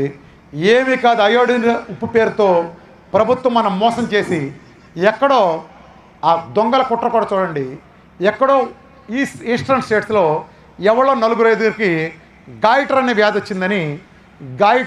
వ్యాధి వచ్చిందని చూపించి, అది ఎందుకు వచ్చిందంటే మనకు అయోడిన్ లోపం వలన వచ్చింది కాబట్టి, ఎక్కడో అస్సాంలో ఎక్కడో మిజోరాం దగ్గర ఒక 4కి, అసలు మన ఇటు సౌత్ ఇండియా కానీ ఇటు కానీ ఇండియాలో ఎక్కడా లేదు ఆ వ్యాధి. దాన్ని పట్టుకుని ఆ వ్యాధి నివారించడం కోసం మనం తినే ఉప్పులో కెమికల్ ఉండాల్సిందే అని చెప్పి మన బలవంతాన్ని పెట్టి ఆ కెమికల్ ఉప్పు పెట్టిన దగ్గర నుంచి దరిద్రం బిగిరింది. మనకు తెలియదు, మనకంటే ఎక్కువ జనాభా 140 ఏళ్ళు బతికే చైనాలో అయోడిన్ పేరు తెలియదు, చక్కగా సముద్ర ఉప్పు మాత్రం వాడతారు. ప్రపంచంలో బాగుండాలంటే ఏ దేశానికైనా సముద్రం ఉప్పు అంటే అది ప్రకృతి ఇచ్చింది, గుర్తుపెట్టుకోండి. దాంట్లోనే పుష్కలంగా అయోడిన్ ఉంటుంది, ఇది పూర్తి కెమికల్స్. కాబట్టి ప్రకృతికి దగ్గరగా తీసుకెళ్తాను నేను మన డైట్ విధానం ద్వారా. అదే అన్ని రోగాల్ని పరిష్కరిస్తుంది. నేను ఈ డైట్ని ఎలా డిజైన్ చేశానంటే 2గా డిజైన్ చేశాను. జాగ్రత్తగా వినండి, 2గా డిజైన్ చేశాను. ఒకటి, ఇందాక నేను చెప్పాను కదా, ఇన్సులిన్ రెసిస్టెన్స్ని పెంచేది, ఇన్సులిన్ రెసిస్టెన్స్ తగ్గించేది. ఇక్కడ సింపుల్ ఉదాహరణ ఏంటంటే, మీకు ఇక్కడ సమస్య ఏంటి? ఇన్సులిన్ ఎక్కువైంది, ఇన్సులిన్ తగ్గించాలి. ఇన్సులిన్ తగ్గించాలంటే మనం తినేదాంట్లో కార్బోహైడ్రేట్ తగ్గించాలి. ఇన్సులిన్ రెసిస్టెన్స్ అనే విషవృక్షం ఉందా మీకు చెప్పాను, అది మన శరీరంలో ఏర్పడింది. దీన్ని చంపాలంటే ఏం చేయాలంటే, మనం ఏదైతే ఇప్పుడు ఒక చెట్టును చంపాలనుకోండి, కంటికి కనిపించే చెట్టు అంటే గొడ్డలతో కొడతాం, కంటికి కనిపించదు, ఇది లోపల ఉండే రోగం, ఇది ఒక విషవృక్షం అనుకోండి, లోపల కనిపించట్లా. దాన్ని ఎలా చంపాలంటే, ఏదైతే మీరు ఆహారంగా ఎన్నాళ్ళు ఇచ్చి ఆ చెట్టుని పెంచి పెద్ద చేశారో ఆ ఆహారాన్ని మనం దూరం చేయడం ద్వారా దాన్ని చంపేస్తాం. ఉదాహరణకి మీరు మన గ్రౌండ్లో ఒక మొక్కను పెంచాం, రోజు 2 బకెట్లు నీళ్లు పోసి దాన్ని పెంచాం, చక్కగా ఏపుగా పెరిగింది. ఇప్పుడు అర్థమైంది, అరే మనం అనుకున్న పూల మొక్క అది, ఇది పరమ విషపు మొక్క మనం చంపేస్తుంది, మనకు హాని అని అర్థమైంది. దాన్ని చంపాలి, దాన్ని మొదలు కొట్టలేం. మనకుండే మార్గం ఏంటంటే, ఇన్నాళ్ళు రోజు 2 బకెట్లు నీళ్ళు పోస్తొచ్చా కాబట్టి ఇక నుంచి నేను చుక్క నీరు కూడా పోయిను, అలా దానికి ఆహారం అందక చచ్చిపోతుంది. ఇది మనం అనుకుంది. ఇప్పుడు ఆ మొక్కను చంపుదామని పచ్చగా ఉంది మొక్క, ఎన్నాళ్ళు మనం నీళ్లు పోసాం కాబట్టి ఇప్పుడు నేను ఇవాళ నీళ్లు పోయటం ఆపేశా. మొదటి రోజు చచ్చిపోతుందండి, చచ్చిపోదు. 4 రోజుల దాకా బాగానే ఉంటుంది. 4 రోజుల తర్వాత ఆకులు వడలటం బిగినవుతాయి. ఒక నెల అయ్యేటప్పటికి 1 by 1 ఒకదాని తర్వాత ఒకటి చొప్పున ఆకరాకు కూడా 1 నెల రోజులకి సుమారు ఆకరాకు కూడా రాలిపోతుంది నీళ్లు పోయిట్లా. మనం అప్పటికి కూడా ఆకులు రాలిపోయినప్పుడు కూడా కాండం పచ్చిగానే ఉంది, ఇంకా నీళ్లు పోయిట్లా. పైనుంచి కాండం ఎండిపోతా వస్తాయింది, అలా ఎండిపోతా వచ్చి ఎండి ఇంకా నీళ్లు పోయిట్లా. చివరికి ఒక 2 నెలలు 2.5 నెలలకి ఆ కింద తల్లివేరు కూడా చచ్చిపోతే కంప్లీట్ ఎండిపోతుంది. అప్పుడు మీరు చెప్పే దేవుడు కూడా దాన్ని బతికించలేడు, జీవం పూర్తిగా చచ్చిపోతుంది. ఇది చెట్టుని చంపే పద్ధతి. ఇప్పుడు మీరు ఒక వేరే సిచ్యువేషన్లో ఒక నెల రోజులు గడిచినాయి మన చెట్టుని చంపుదాం అనుకున్నాక, ఆకులన్నీ రాలిపోయినాయి, కాండం పచ్చిగా ఉంది. ఆ టైంలో మనం 2 బకెట్లు నీళ్ళు పోసామనుకోండి, 2 బకెట్లు నీళ్ళు పోస్తే ఏం జరుగుతుందండి? మొత్తం చిగుళ్ళన్నీ మళ్ళీ వస్తాయండి. సర్వైవల్ ఫర్ ఎగ్జిస్టెన్స్ మోడ్లో చిగుళ్ళు మొత్తం మీరు నెల రోజులు చేసి ఎండబెట్టి చంపింది మొత్తం వృధా అవుతుంది. ఆ మొత్తం వృధా అవుతుందంటే దానికి కారణం ఏంటంటే, మీరు ఆ ఒక్కరోజు నీళ్ళు పోయటం అంటే దాన్నే మన ప్రోగ్రాంలో కెలకటం అంటారు, గుర్తుపెట్టుకోండి, కెలకటం అంటారు. నేను మిమ్మల్ని ఒక్క చుక్క కూడా ఈ 2 నెలల్లో 3 నెలల్లో ఈ చేసే ప్రోగ్రాంలో ఇంత టచ్ కూడా చేయడానికి వీల్లేదు. నో అని ఎందుకు చెప్తానంటే, ఒక పచ్చని మొక్కను ఆ మొక్కను చంపాలి అనుకుంటే, పూర్తిగా చావాలంటే మీరు ఒకటే మార్గం, చుక్క నీరు కూడా పోయేదు. అబ్బాయి నేను అంత పోసాను, ఇది చెంబు పోస్తా, అప్పుడో చెంబు పోస్తానంటే 100 జనంలో ఎత్తున చావదు. అది గుర్తుపెట్టుకోండి. ఒక ప్రోగ్రాం ఉండాలంటే చివరిదాకా చెప్పినట్టు చేయాలి. ఈ ప్రోగ్రాం ఇన్సులిన్ రెసిస్టెన్స్ అనేది చెట్టును చంపడానికి. ఈ ప్రోగ్రాం మీకు నేను 2గా చెప్తాను. ఒకటి తినమని చెప్పే ఆహారం, 2వది తినద్దు అని చెప్తాను. తినద్దు, మీరు తినండి అని చెప్పి ఖచ్చితంగా మంచియే. గుర్తుపెట్టుకోండి, నేను తినద్దు అని చెప్పి కూడా మంచియే, తినద్దు అని చెప్పి కూడా మంచియే. అంటే తినద్దని చెప్తే నేను మంచి తినండి చెడ్డ తినద్దని చెప్పట్లేదు. ఈ ప్రోగ్రాం వేరు. ఇప్పుడు ఉదాహరణకి మీకు కామెరలు వచ్చిందనుకోండి, కామెరలు అంటే లివర్కి సంబంధించిన ఒక ఇన్ఫెక్షన్. కామెరలు వచ్చినప్పుడు తేనె తాగుతారా చెప్పండి? పళ్ళు తింటారా? తినరు కదా. అంటే ఎందుకని? తేనె చెడ్డదా? కాదు, అది లోపల తాత్కాలిక ఒక ప్రాబ్లం ఉంది కాబట్టి ఆ ప్రాబ్లం రైజ్ చేస్తుంది కాబట్టి తాత్కాలికంగా వద్దంటాం. ప్రాబ్లం సాల్వ్ అయినాక మళ్ళీ తినచ్చు. అట్లానే ఈ ప్రోగ్రాంలో నేను ఏదైతే వద్దన్నానో అది ఈ ప్రోగ్రాంలో వద్దంటాను. ఆ తర్వాత మీరు లిమిటెడ్ కంట్రోల్గా మీరు తీసుకోవచ్చు దాన్ని, అదంతా చెప్తాను. తినమని చెప్పినవి మాత్రం అద్భుతమైనవి, తినద్దన్నా కూడా మంచియే. కానీ ఈ ప్రోగ్రాం అయ్యే వరకు మీరు అంటుకోవడానికి వీల్లేదు. ఆ మొక్కను నీళ్లు పోసి కెలికినట్టు ఎట్ట అవుతుందో అలా అవుతుంది కాబట్టి, మధ్యలో చెంబు నీళ్లు పోసినా అది తిరిగి బతుకుతుంది కాబట్టి మనం మధ్యలో కెలకూడదు. ప్రోగ్రామ్ని యథాతథంగా చేయండి. ఫస్ట్ బిగిన్ చేసేది దేంతో అంటే వంట చేసే ఆయిల్స్. మనందరం వంట చేసుకోవడానికి ఇప్పటివరకు రిఫైండ్ ఆయిల్స్ వాడాం. ఇప్పుడే రిఫైండ్ ఆయిల్స్ భాగవతం చెప్పాను. రిఫైండ్ ఆయిల్స్ అనే దాంట్లో పూర్తిగా కెమికల్స్, చాలా నీచమైనవి. అది ఒకసారి వేడి చేయగానే నల్లబడిపోయే నీచమైన ఆయిల్స్ అయ్యి. అలానే ప్రకృతి ఇచ్చిన ఆయిల్స్, కొబ్బరి నూనె కానీ నెయ్యి కానీ ఉంటే ఇలాంటి మీరు ఎంత హీట్లో వేడి చేసినా కానీ, అంటే మ్యాక్సిమం మీరు ఎంత హీట్ పెట్టినా నల్లబడినంత స్టేజ్లో ఉంటాయి, మరీ అబ్నార్మల్ పెడితే తప్ప. కాబట్టి ఎంత ఎక్కువ వేడి పెట్టినా కానీ నల్లబడిన ఆయిల్ అని మంచి, వాటిని ఒక రకంగా శాచురేటెడ్ ఫ్యాట్స్ అంటాం. వాటిల్లో నేను ఈ ప్రోగ్రాంలో మీకు మొత్తం 7 రకాల ఆయిల్స్తో వంట చేసుకుంటూ చెప్తాను. 7 రకాల ఆయిల్స్ మాత్రమే వండాలి, 7 నేను చెప్పినట్టుగానే. ఈ ప్రోగ్రాం ఎవరో మీ సొంత ఇంటర్ప్రిటేషన్ దాంట్లో యాడ్ చేయొద్దు. నేను ఒక గీత గీస్తే ఆ గీత ప్రకారం వెళ్ళిపోండి, విజయం మీ వెంట ఉంటుంది. మీరు ప్రయోగాలు ఏం చేయొద్దు దీంట్లో. ఫస్ట్ నేను ఒక ఆర్డర్లో కూడా చెప్తాను, అన్నిటికంటే బెస్ట్ వంట చేసుకునే పనికొచ్చేది ప్రపంచంలో కల్లా ది బెస్ట్గా చెప్పే ఆయిల్ ఏంటంటే కొబ్బరి నూనె అంటే అనగానే మీకు అందరికీ పారాచూట్ గుర్తొస్తుంది. పారాచూట్లు ఇది కాదు. నేను చెప్పే కొబ్బరి నూనె అంటే ఏంటంటే, కొబ్బరి చెట్టుకి కాయ తయారై ముదిరిపోయిన తర్వాత తొడిమ ఎండిపోయి రాలిపోతుంది కింద. అలా రాలిపోయిన కాయ మీరు ఊపితే నీళ్లు ఉంటాయి లైట్గా. పచ్చి కొబ్బరికాయ నిజానికి దేవుడి గుళ్ళో కొట్టే కొబ్బరికాయలు అంటే ముదురు కొబ్బరికాయ అది. దాంట్లో నీళ్లు ఉంటాయి, కొబ్బరి పాలు ఉంటాయి. కొబ్బరి కనుక పాలు పిండితే దాన్ని మనం అంటుకోకుండా అలా తీసి అటక మీద పడేయాలి.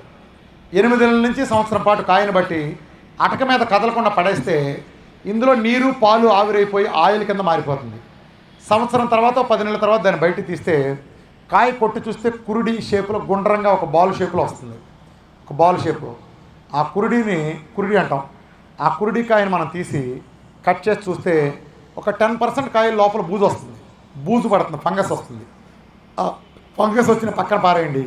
మిగిలిన మంచి కాయలు తీసి చిన్న చిన్న ముక్కలుగా కోసి ఎండలో 4 రోజులు పెట్టండి. 4 రోజులు మంచి ఎర్రటి ఎండలో పెట్టి దాన్ని మీకు దగ్గరలో ఉండే చెక్కగానే దగ్గర తీసుకెళ్ళండి. లేదా ఇప్పుడు 22,000 అమెజాన్లో మెషిన్స్ వచ్చినాయి. అది తీసుకుని చెక్కలు అందులో వేస్తే మీకు కోల్డ్ ప్రెస్లో ఆయిల్ వస్తుంది. ఎలాగైనా మీ ఇష్టం, ఇలానే చేయాలి. కొంతమంది ఏం చేస్తారంటే, రామకృష్ణ గారు మీరు చెప్పినట్టే చేసాము కానీ మాకు ఫలితం రావట్లేదండి సరిగ్గా అంటారు. మీరు ఏం కొన్నారు మార్కెట్లోకి వెళ్ళి అంటారు, కురుడినే కొన్నామండి అంటారు. ఏం కురుడి అంటే ఎలా ఉందంటాను, షేపు అరచెప్ప ఉందండి అంటారు. కురుడి అంటే బాల్లాగా గుండ్రంగా ఉండాలి కదా, మరి అరచెప్ప ఏంటి? కురుడి బాల్లాగా గుండ్రంగా ఉంటుంది కదా, అరచెప్ప ఎందుకు ఉంటుంది? ఇప్పుడు మీరు మామిడికాయ కొన్నారు, మామిడికాయ న్యాచురల్గా అరమామిడికాయ కొంటారు ఎక్కడన్నా? అరమామిడికాయ ఉంటుంది కదా, ఫుల్ మామిడికాయ ఉంటుంది. అలానే కురుడి ఫుల్గా ఉంటుంది. ఈ అరచెప్ప కథ ఏంటి? ఈ అరచెప్ప కథ ఏంటంటే, మీరు గుళ్ళల్లోకి వెళ్ళి పచ్చి కొబ్బరికాయ కొడతారు కదా దేవుడికి. ఈ కొట్టే కొబ్బరికాయల్ని వీటిని ఏం చేస్తారంటే, అందులో ఉండేది పాలే, అవి పైన పెట్టి సహజంగా చేసినవి కాదు. వీటిని సల్ఫరు ఇతర కెమికల్స్ కలిపి ఎండలో పడేస్తారు.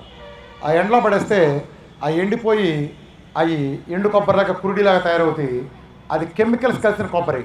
దాని నుంచి మీరు బయట తీయడం కోసం ఏం చేస్తారంటే, వ్యాపారులు రకరకాల కల్తీ కలుపుతారు. పటికి బెల్లం కానీ, లిక్విడ్ గ్లూకోజ్ కానీ, దుంపల పౌడర్ కానీ, అలానే మొక్కజొన్న కండి బొండుల నుంచి, స్వీట్ కార్న్ బొండు నుంచి తీసిన జ్యూస్ కానీ ఇలాంటివి కలుపుతారు. ఈ కలిపితే ఏమవుతుందంటే అది కొంచెం మడ్డిగా, నిజానికి ఒరిజినల్ కోకోనట్ ఆయిల్ మడ్డిగా ఉంటుంది, కొంచెం లైట్గా గోల్డ్ కలర్లో మడ్డిగా ఉంటుంది.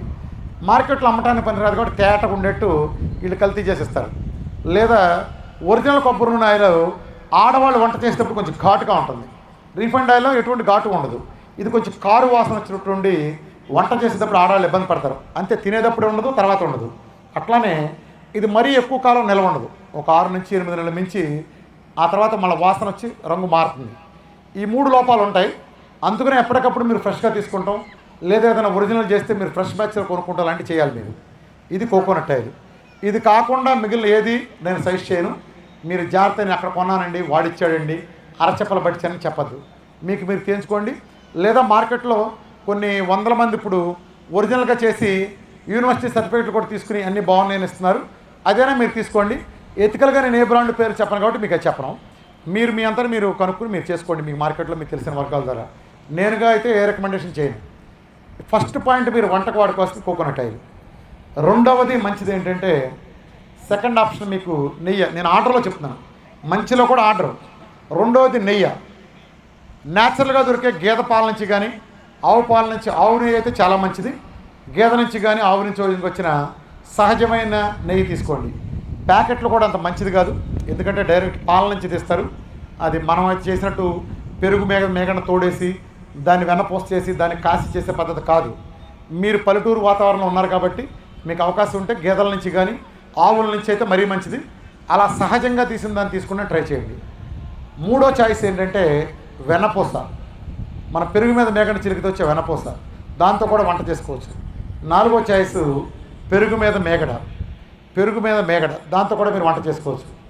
ఐదో చాయిస్ విజయ కానీ అమూల్ లాంటి కంపెనీలు. నేను లాంటి అంటున్నాను మీకు అర్థం కావడం కోసం.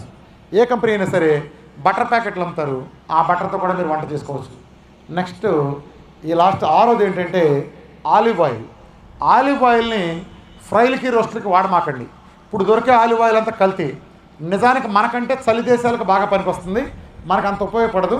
మనకి ఎక్కడ ఉపయోగపడుతుందంటే ఒరిజినల్ ఉంటే సలాడ్ మీద డ్రెస్సింగ్ చేసుకోవడానికి ఒకటే బాగుంటుంది, అది మిగిలినట్టుగా అంత ఉపయోగపడదు.